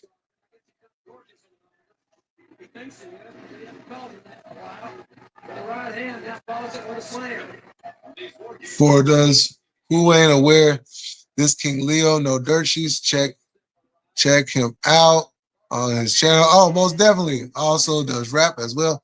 Oh yeah, most definitely. You know, sure. I every time I always shout out Leo's channel. Every time. The first period is 5 minutes. At the end of 5 minutes, face first right into the cage.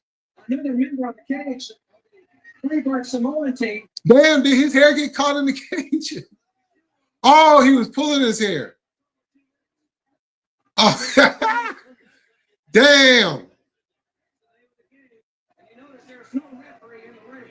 Samu was over there trying to rip Bobby's hair out.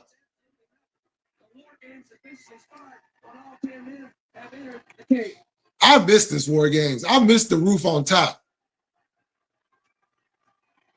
Because you know what? You look at it, the cage that the WWE uses for their War Games is smaller than what WCW used and the NWA used for their War Games.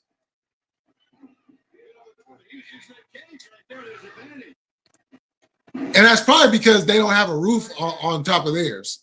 So it's like no need to have like a real tall cage.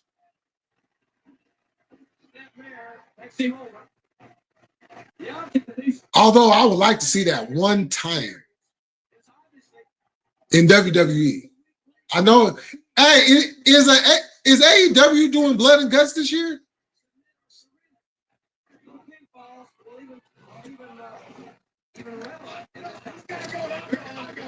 I know I said Jim Cornette, Vince Russo knew Vince McMahon pimping back in the day, but do you think Paul Heyman was aware? Oh, you know Paul was. You know Paul was. Oh yeah, most definitely. You know, shoot. West Coast, we got. You know what I'm saying? We got to support each other. You know what I'm saying? West Coast in every aspect. You know what I'm saying? We got to support each other. You know what I'm saying? As black men as well. You know, we don't do enough of that. You know what I'm saying?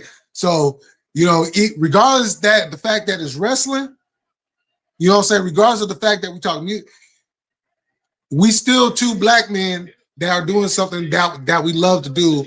And this is a good aspect of showing everybody that, yes, black men do support each other. Feel free to call me RB, the CP, aka the promoter. Jim Cornette and Vince Russo main event at night one. Oh, yes, most definitely. You already know what it is. It'll be interesting to see if they send another Freebird here, if they send us another in one of the other teams in here for the other members. Beautiful Bobby, we can facilitate Garvin right here, so at least have a one-on-one matchup instead of it being 2-on-1. The thought's got to be going through his head right now. Hey, you know, the guy going to come in here in a minute, going to try to kill him. Yo, I can't help but stop laughing at looking at Heyman, how small he was with all that hair he had on his head.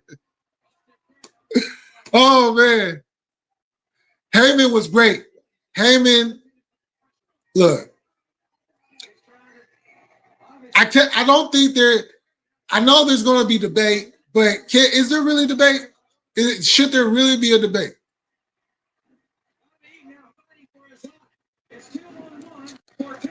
Terry Bam Bam Gordy.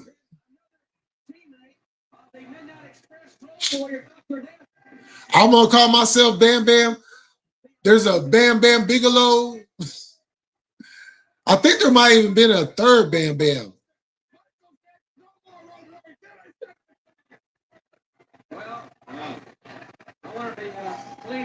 Paul was doing the first YouTube. Paul was doing the first YouTube dry snitching there. He just gave away the whole game plan on camera. He called him a Baltimore puke.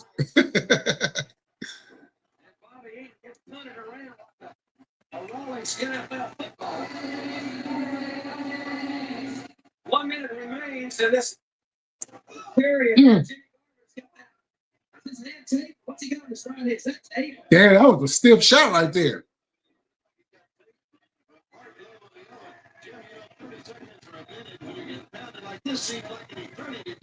You know, he was thinking, hey, is it never going to end? He's in 7 minutes. Now, think about this, y'all. So y'all know how Booker T has been saying, like, you know, yeah, man, right? Do y'all remember what Jimmy Garvin used to say during his promos and sometimes during his matches? Yeah.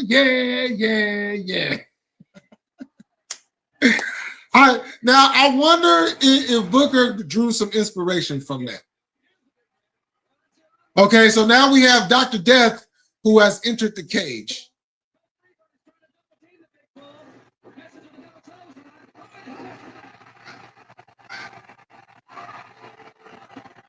Yo, a lot of people did double duty in this pay-per-view.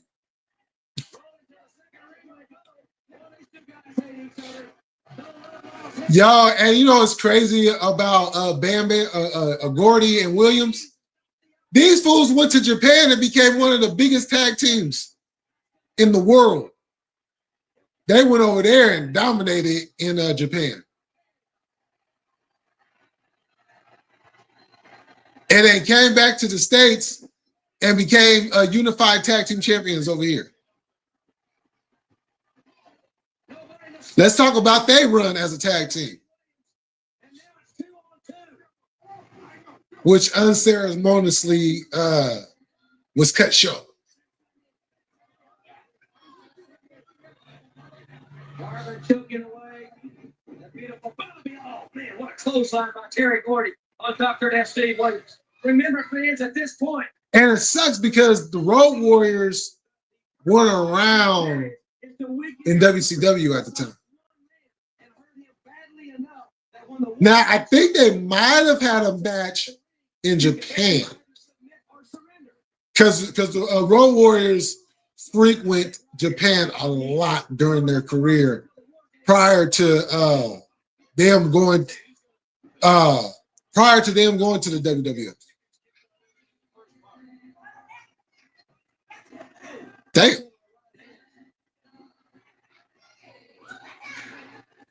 Okay, who we got next?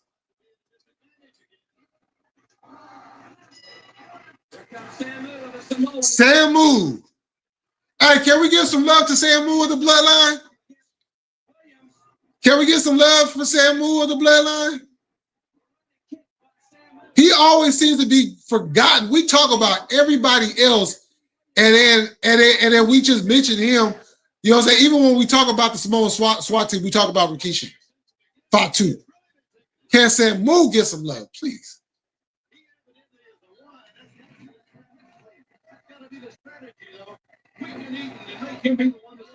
Brother Jay, you met Vince Russo? No, I have not. I would like to. I would actually like to talk to Vince Russo, to be quite honest. No dirt sheets high. Remember the dirt sheets? The one with the mid. Oh, shit. Fun fact, Vince Russo said Jim Cornette threatened, oh shit. Oh. Yo. I remember. I'll be right back, y'all. I gotta take a quick bathroom break. Here's the Great American Bash Glory. Well, we looked at it and we tried to go back and look at it in slow motion again.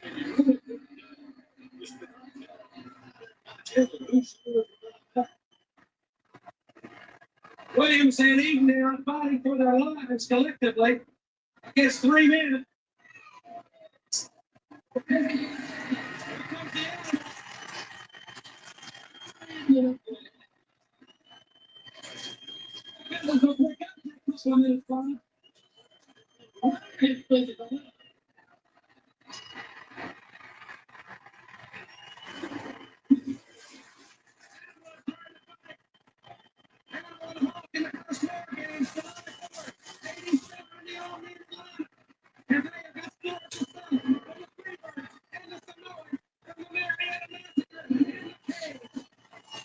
The Marietta Massacre. Yeah, that was some good stuff right there. That was good TV right there. I enjoyed that myself. It's another fun fact. Vince Russo filed a restraining order. I remember that. Yo, they were. Oh. And did you see the video where Russo was talking about how I don't have no problems with Jim Cornette. He has a problem with me. I don't dislike Jim Cornette. He's a goof. He called him a goof. So, I like him because he's a goof. his whole persona is hate. Oh man, that shit was funny as fuck.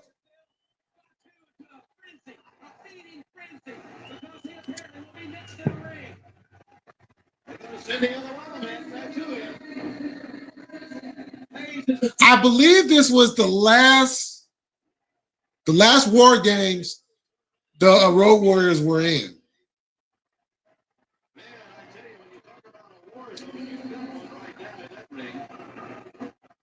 Because they were in the first one in 87. That, oh my God. I might have to do a watch along for that match alone. Because that match, that was that was the most brutal War Games match I've ever seen. The very first one. I mean, the brutality, the blood, it was just gruesome. And I loved every minute of it.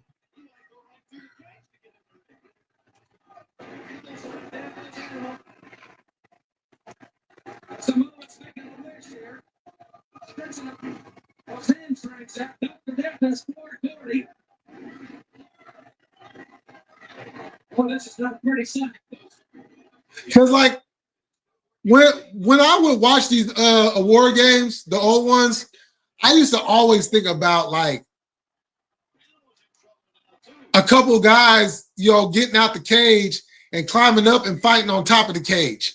And then like how they got it right here, how the camera pulls back, just seeing like guys on top of the cage fighting each other, and then you got guys inside the cage. I think that look would have been awesome.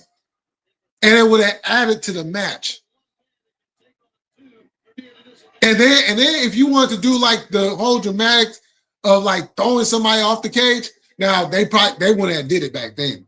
But Bring their heads together. They may be sitting out. That's the cleanup. Jim Carter there.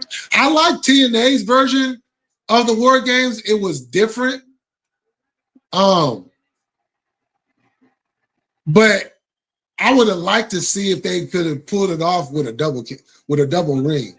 With the 6-sided ring, with 2 6-sided rings, that would have been a crazy look.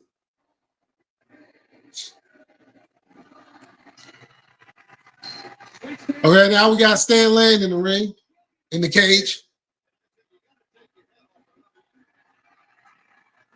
Former member of the Fabulous Ones with the future Doink. Can y'all believe that? Stan Lane's tag team partner in the Fabulous Ones ended up being Doink. That's crazy. Oh, you seen that? That shit had me cracking up. Vince Russo even apologized to Jim Cornette for it. Yep, he did. He did. So, you know what I'm saying? Like, I've been waiting for the video. I want to see what Cornette's response is going to be. Because really now, more than ever, if Cornette comes off like Cornette, he's really going to look like a hater now. Because now it's just point blanks. It's like, the man apologized. And Vince Russo don't apologize to nobody under no circumstances.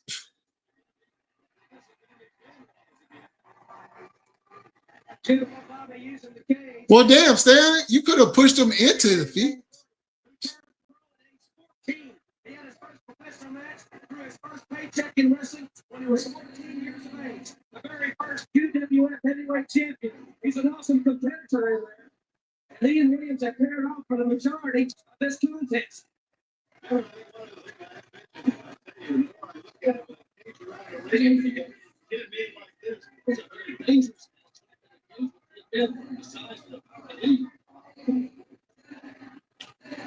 be the Hawk coming in next. There's a Hawk.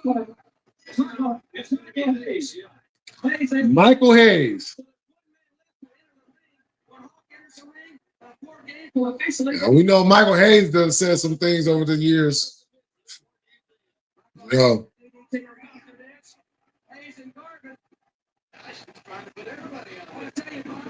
This fool going around DDTing everybody. Everybody get a DDT. I didn't like his DDT. His DDT looked weird. He got the DDT on 3 of them very quickly. Bam, bam, bam. Well, that's what a Now, why are you going to antagonize Hawk when you know he's still going to come in the ring? That's not smart.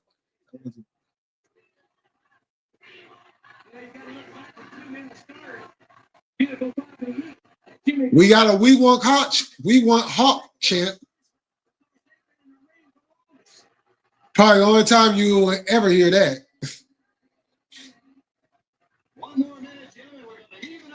Look how young. Like, looking at a young Fatu. Jimmy looked more like him. They resemble each other more than Jay does. Jay seems like he looked a little bit more like his mom. But they're twins.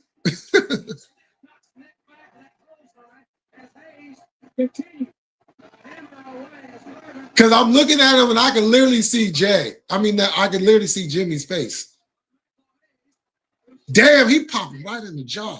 Ooh.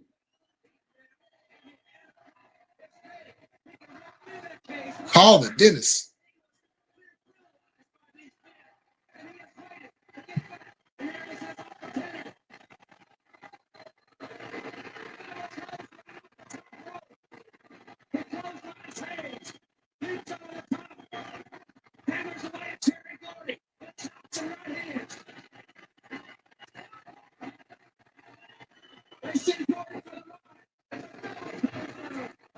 Double clothesline.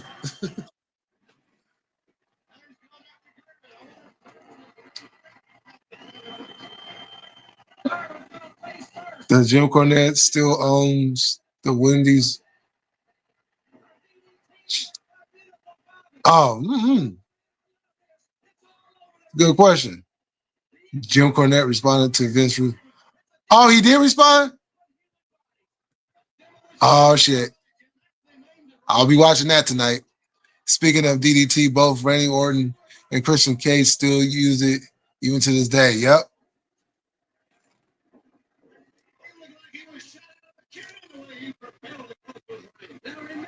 But Jake Roberts, the originator, the creator of the DDT, he just did it so, oh my God. How he was able to pull that move off and not seriously hurt somebody. You're not going to fit that phone through the cage, Paul.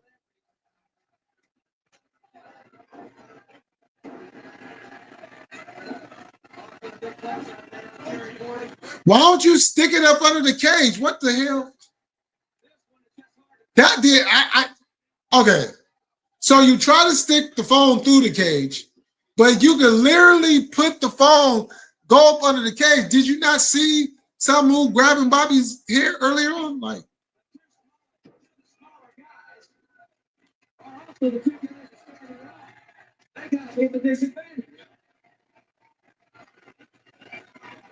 okay, that was awkward.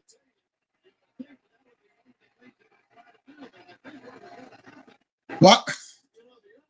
So Gordy holding Hawk in front of Animal like Animal was supposed to hit Hawk. That was weird.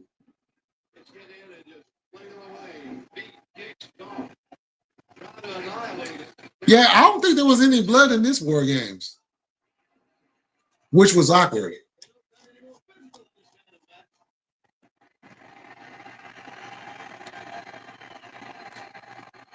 Road Warriors trying to get Gordy up. I don't think they can even get Gordy up in that cage as tall as he is. Yeah, I don't know why they thought they was going to try to pull off a Doomsday device in that cage.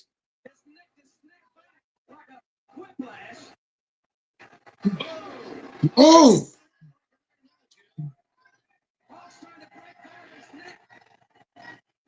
That's exactly what he's trying to do. The Hangman.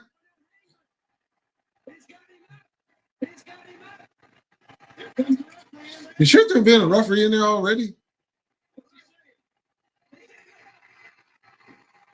I know that was painful. I know you could do it without really hurting somebody, but if you really want to hurt somebody doing that, like that, yeah.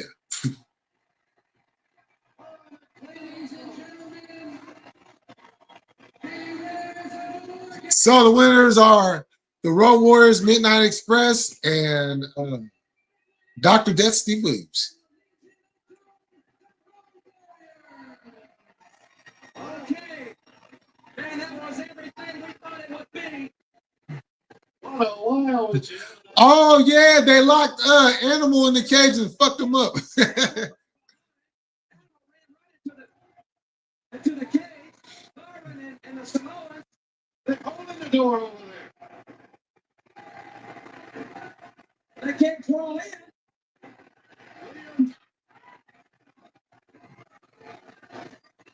He's trying to get through there, trying to find the cage apart. Now y'all know good and well you can't get in that cage. And the Samoans, Stan Lee's crawling on top, but he can't, there's no trap door. He can't get in there. One way in, there's the door. Just flip the door open. He's up there, just flip the door open. Let's run.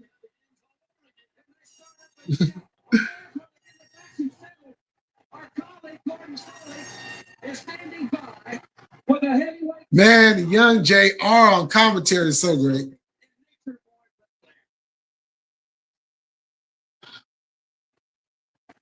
Thank you very much, Jim. The Nature Boy Only two of them with the original gold belt, big gold belt. And of course, Lou Fast and Harley Race. But Rick, the question on my mind and on thousands of fans' mind is, why are you returning when you know perfectly well another injury? Yeah, I believe this is the main event.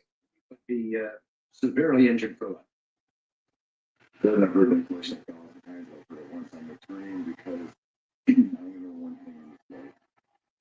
That's professional wrestling. It's in my life. It's the greatest sport in the world. The only way I'm going to take another step forward in whatever I do in life, they walk out in that ring tonight and find out just what my future is. Terry Funk obviously is going to be centering his attack on your upper body. Well, he'd be a fool if he didn't. I know what I'm getting myself into, but I think Terry Funk at the same time, in all fairness to Ric Flair, or what he's in it for. If I am 100%, if I am 120%, like I feel I am, Terry Funk will have the fight of his wrestling career on his hands in a few moments. Terry Funk knows what he did to me. He knows he did not do it. I mean, man-to-man basis, he did it when my back was turned.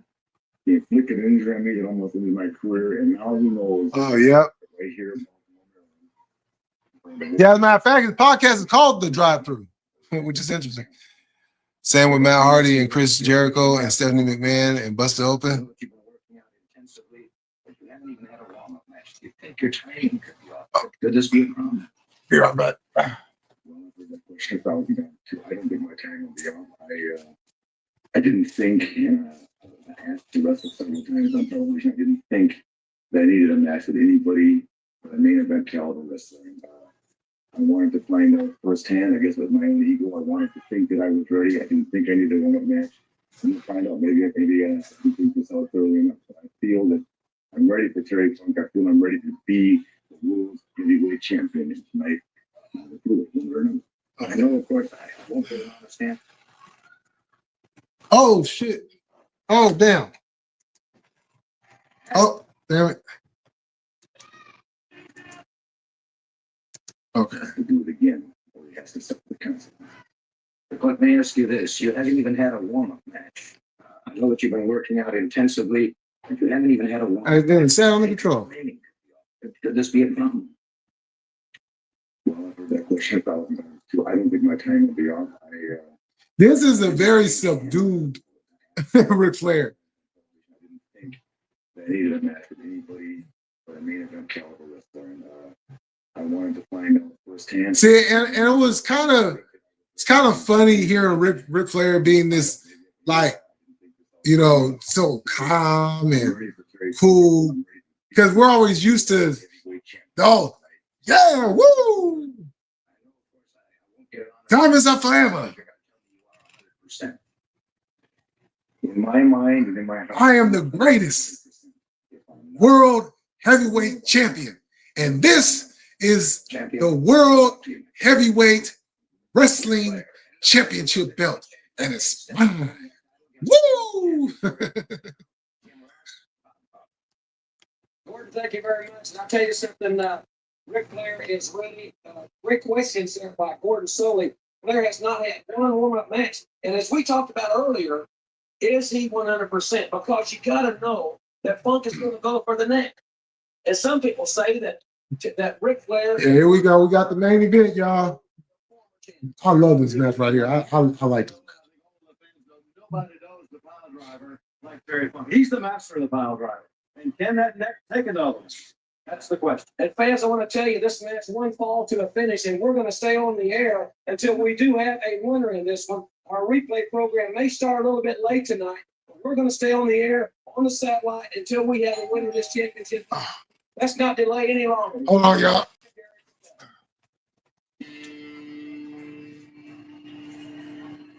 Ladies and gentlemen, it is now time for the World Championship match. It is 61 falls to the finish. Introducing first the challenger from the ring area, accompanied by G.A.B. Ladies and gentlemen, from the double cross red tape he weighs 240 pounds. The challenger, G.A.B.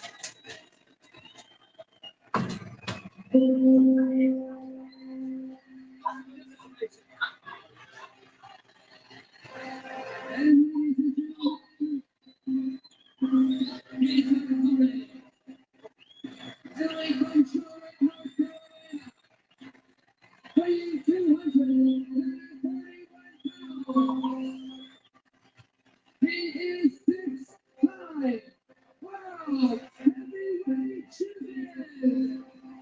Ladies and gentlemen, I present the world champion, Nature Boy, Ric Flair. 14,000 standing in the sold-out Baltimore Arena, and the Nature Boy is beside himself. It was beside him.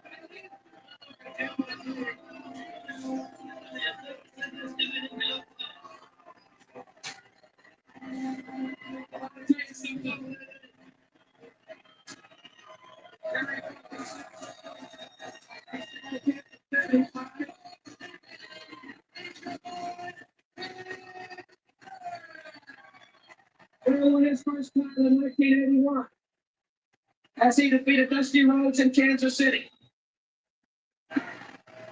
These two men have something in common. They have both lost to Harley Race the World Championship.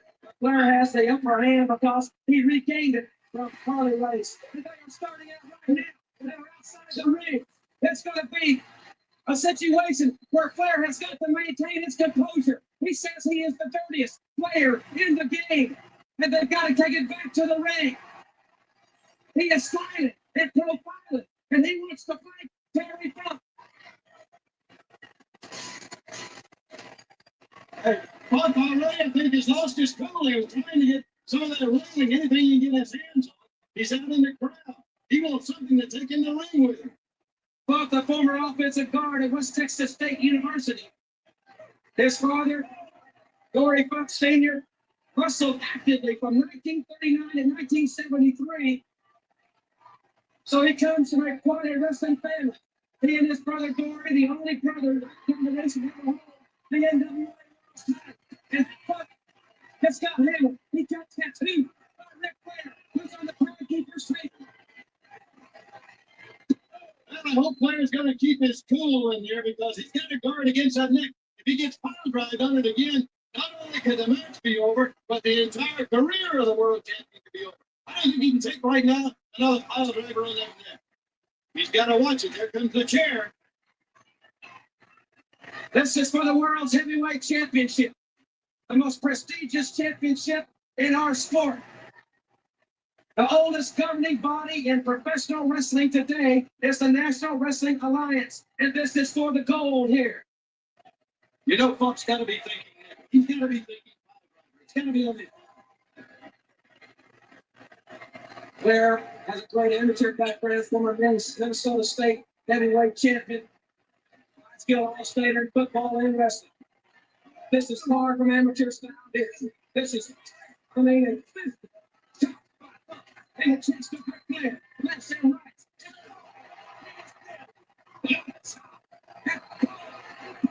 The jaw.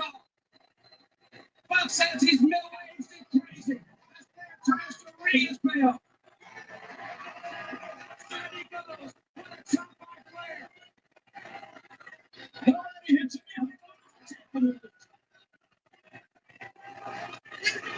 Right there, left hand in the midsection. Camera's clear. I think they get his hands up. Could not see. All the way. He may have got it a glance and blown up full force and enough to hurt it. He's down and he's hurt. Like that, he could be. Remember, fans, we are going to keep it here until we have a winner. If that means that we start a replay here with our cable systems around the world, we will do so, but we will keep your cable systems apprised of our time. But kicking away the face of Ric Flair.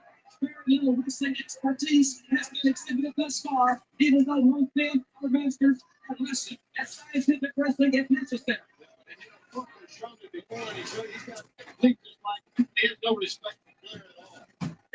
Okay, I'm back. My food showed up.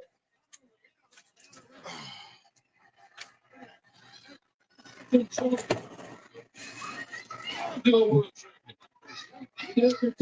fucking I think that was slacks and shirt Funk with a oh man. Man, they in shape though. Nah, they would man. Yeah, this was definitely and they weren't young either. That's the crazy part. Because Funk was already like in his he was already in his 40s for like, see, what's he? This is 89. See, 97. So yeah, Funk was already in his 40s at this time. And then Flair was like in his late 30s, mid 30s.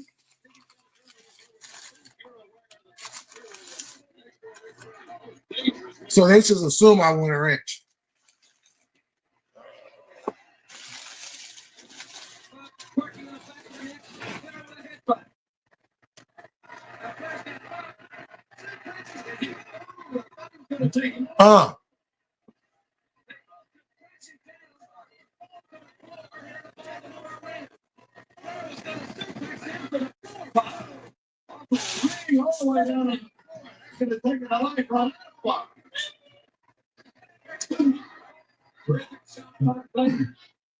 Retaliation by Funk.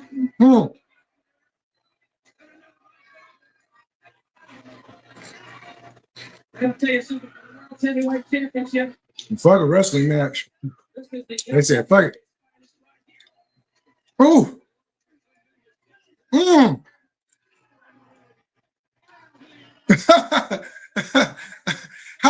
How Flair scratched Funk in his eyes and all Funk did was whoop.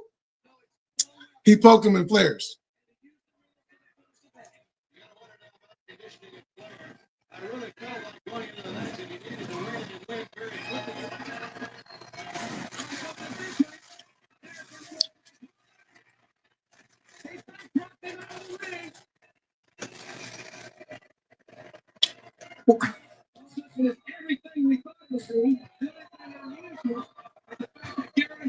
Well, this wasn't a no disqualification match.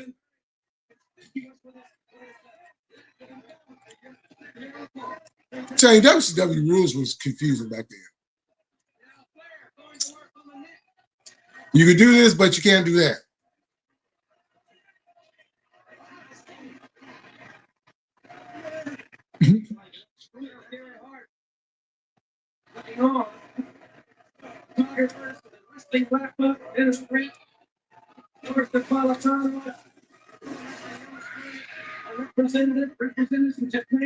That boy Funk over there looking like he having seizures and shit.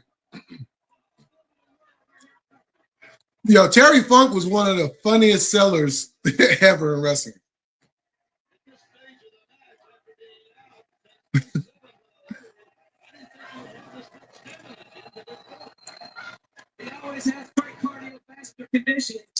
I got the best of Ric Flair DVD and book. Oh, you do? Oh, that's dope.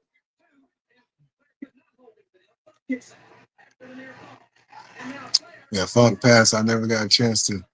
Yeah, man. That was a crazy 2 weeks right there. Well, that was a crazy just week. I think that all that happened in the same week, or like in like a 2 week span.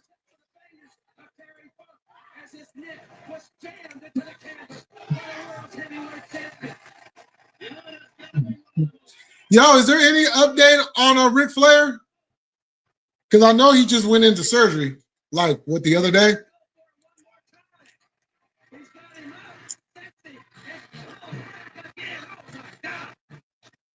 That boy was up there rocking with like.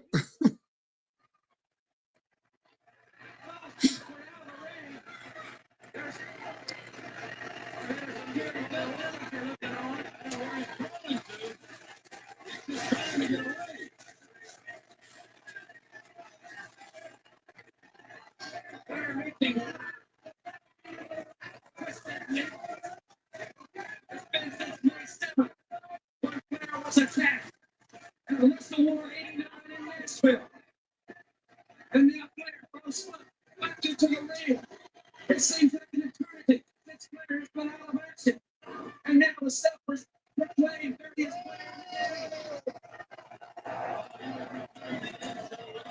to the place of Funk into the Hillary.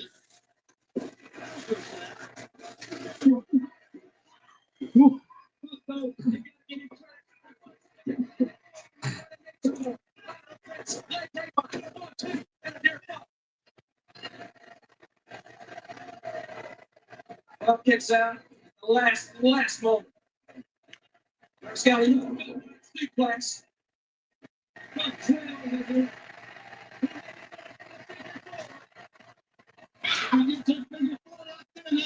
Right here. He's beat Dusty Rhodes with it. He has beat Harley Race with it. He's beat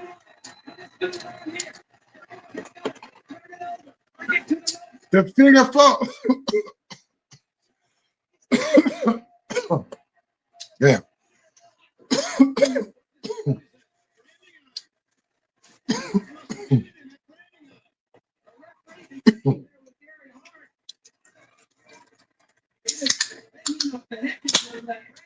All right, here comes the gory part.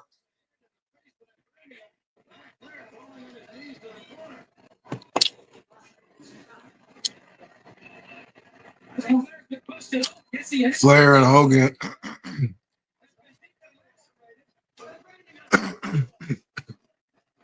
Damn. Yeah, I knew about Hogan, but I wasn't sure if Flair had made out of surgery or.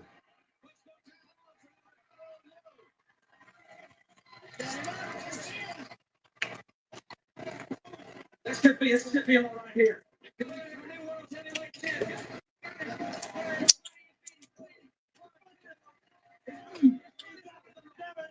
We have color.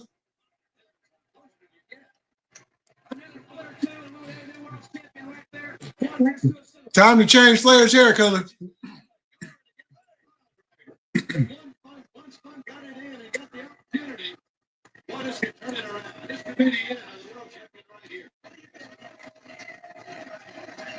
This could be correct.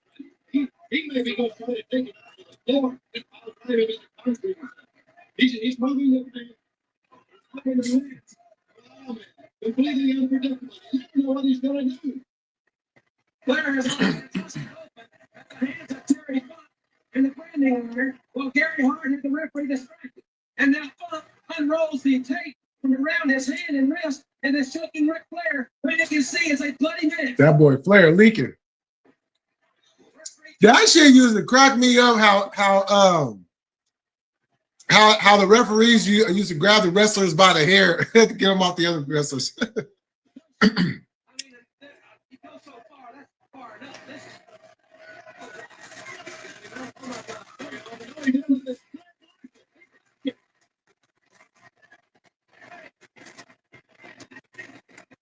Flair is losing. I mean, tremendous blood in this. Good or bad, we losing our best. All the talent we have left are kids. Oh man, ain't that the truth? I just got done listening to Jim Cornette's response to Vince Russo apology.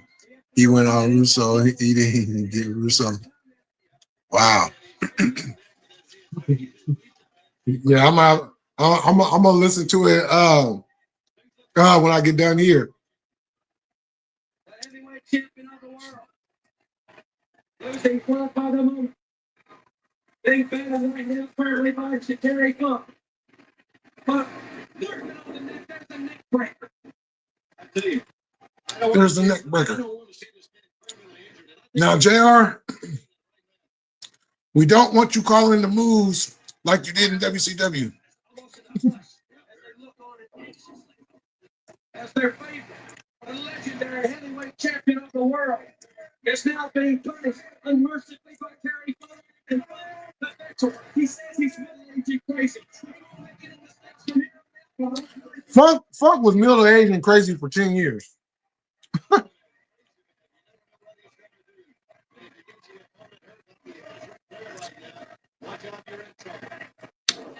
Because JR used to say that when Funk had went back to the WWF during the Attitude Era, and Joey Styles even said it when he was in ECW. He's middle-aged and crazy.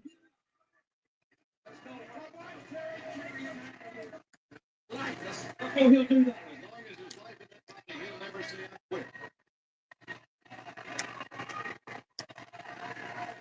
But that left hand, popping Flair on the head. They was in again.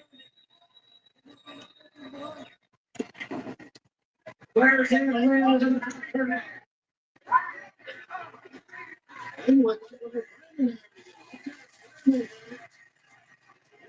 Pop. That branding iron was famous.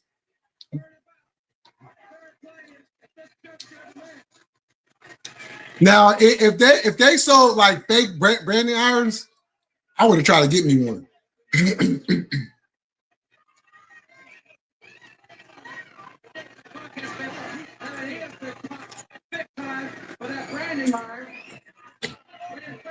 He's been posted.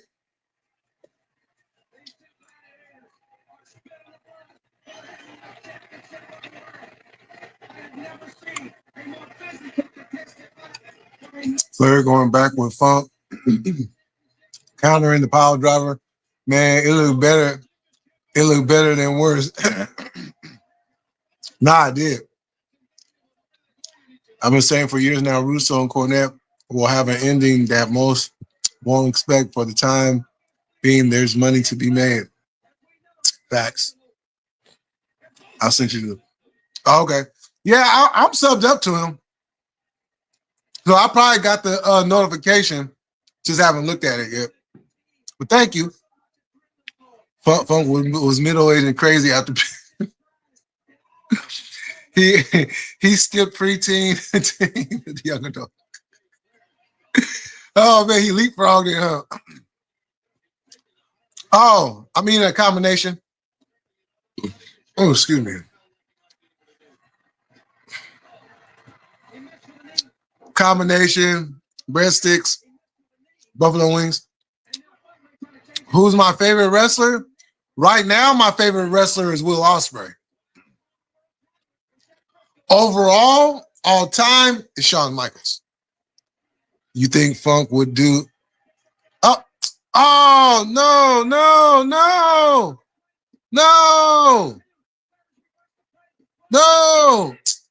Damn it. Oh, fuck. Hold on. Damn. That's my bad, Roberto. Hold on. Let me get into this chat real quick. Damn. Damn it.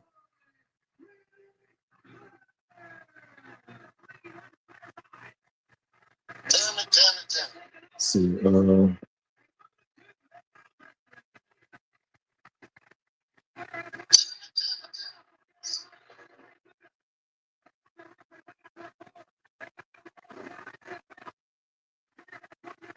Okay. Okay, you good, Roberto. My bad. I accidentally pressed the wrong button.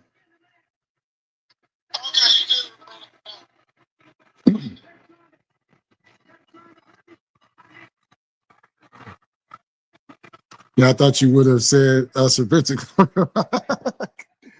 Oh yeah, he's back. Nah, this string that was one thing I was fearful of.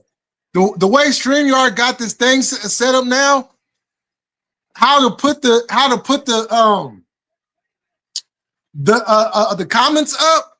When you put the comments up, they got the things where you could do the different other little stuff on there, and they got the banned user like right under that. So while I was meaning to put the comment up, and I accidentally hit that button, so I had to go back, undo it, and so you good. Oh yeah, the after match fight.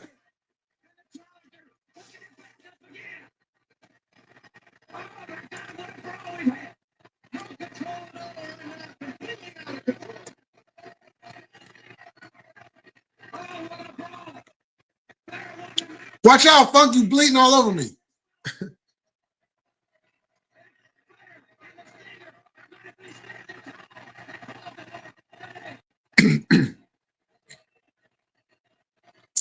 And this is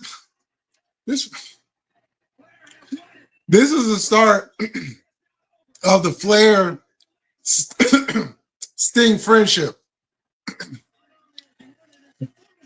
that led to Sting ultimately becoming the Horseman.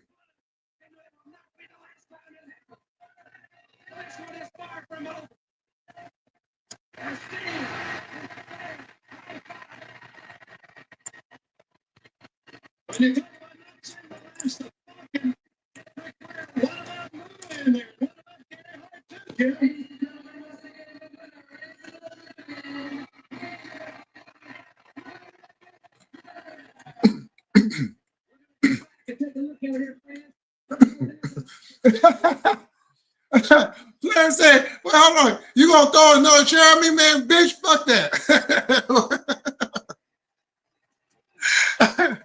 Yo, Flair was a gangster for that. He said, fuck all this throwing shit, let's keep throwing them. We about to squabble.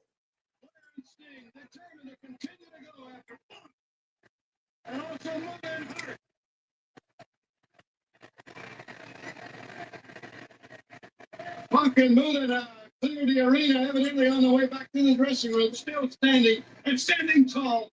There's the champion. Brand new king was rescued Sting.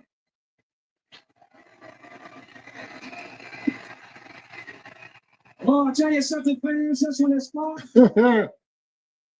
The situation involving Ric Flair and Terry Funk has not subsided whatsoever. Well, I'll tell you something. I understand that the television championship has been held up in a controversy, and we're going to have an inquest, investigation on that. Yeah, I think that's all the way it should be, because, even in a replay, you can get one of them. Hey, still going there. Flair didn't give a fuck back then. He like, we can still get down. Look, they on there beating up Muda and they're gonna fuck.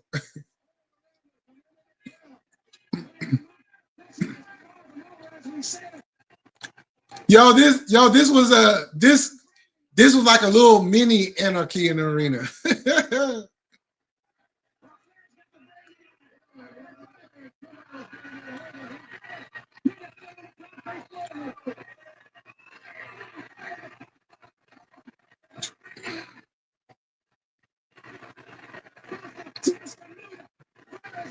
Listen.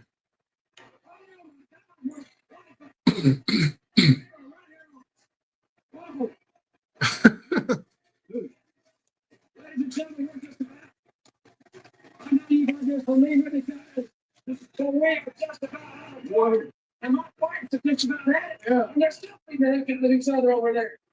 They just refuse. But they still going at it. I don't know how much more time we have left. On the satellite transmission. This is going to be a night we'll never forget. Turner paid for the extra time.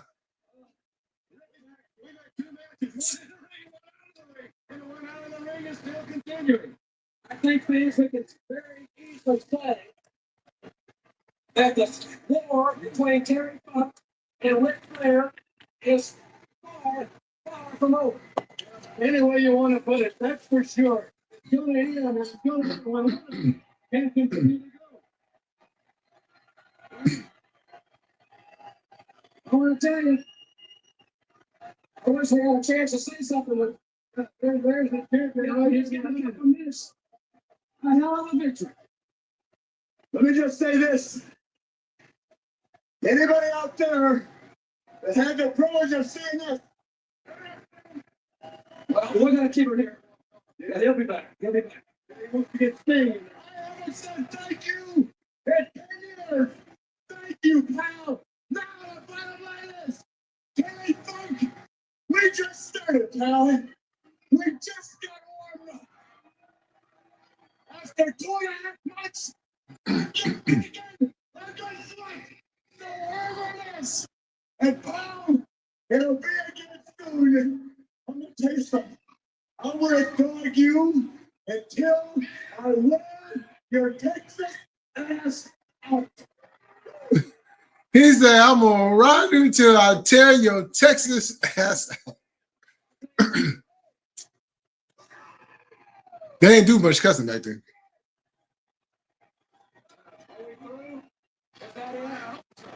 I don't think my heart is breaking anymore. I'll tell you something. That was great.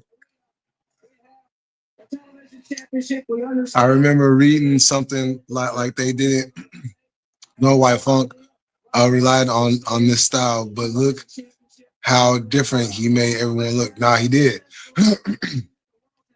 He definitely made a lot of people look a lot better than they should have.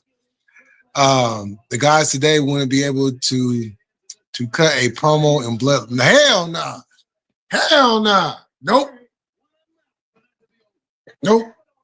I can't really hear. If we could show this we ought to go off the air, fans, with a look, the closing moments of that situation. I hope that you've enjoyed this pay-per-view spectacular from the National Wrestling Alliance. We'll be coming to you our next pay-per-view, the latter part of October from Philadelphia. And now, fans, there you see. Look, this was in July. Their next pay-per-view wasn't until October. Now we got pay-per-views 3 times, 4 times, 6 times, 24 times. Blair reversed the inside cradle. Some call it the small package. 1, 2, 3. Blair won the match. The war, though. Okay, that pin was ugly, though. Until one man cannot stand, or until one man is out of this sport. Yeah. You know, I understand why they did the I Quit match, but I think I would have preferred if they did like a last man standing match.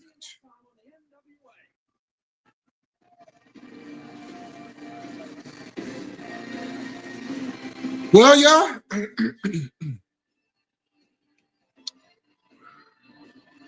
This dude brought Sting back just to cut a promo while covered in blood. On everything.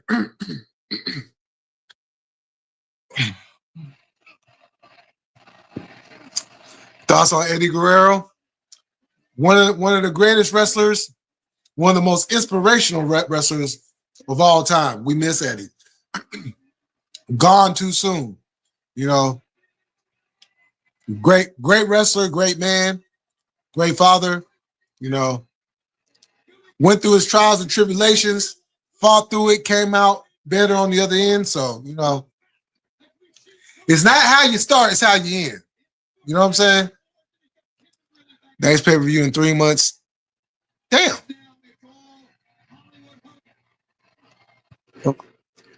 See. Pay-per-view in 3 months, just like today.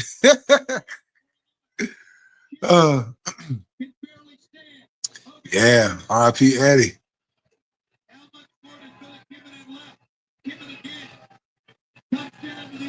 Last individuals. Oh, I love the healness. Be safe and thank you. Oh yeah, most definitely. So that was fun.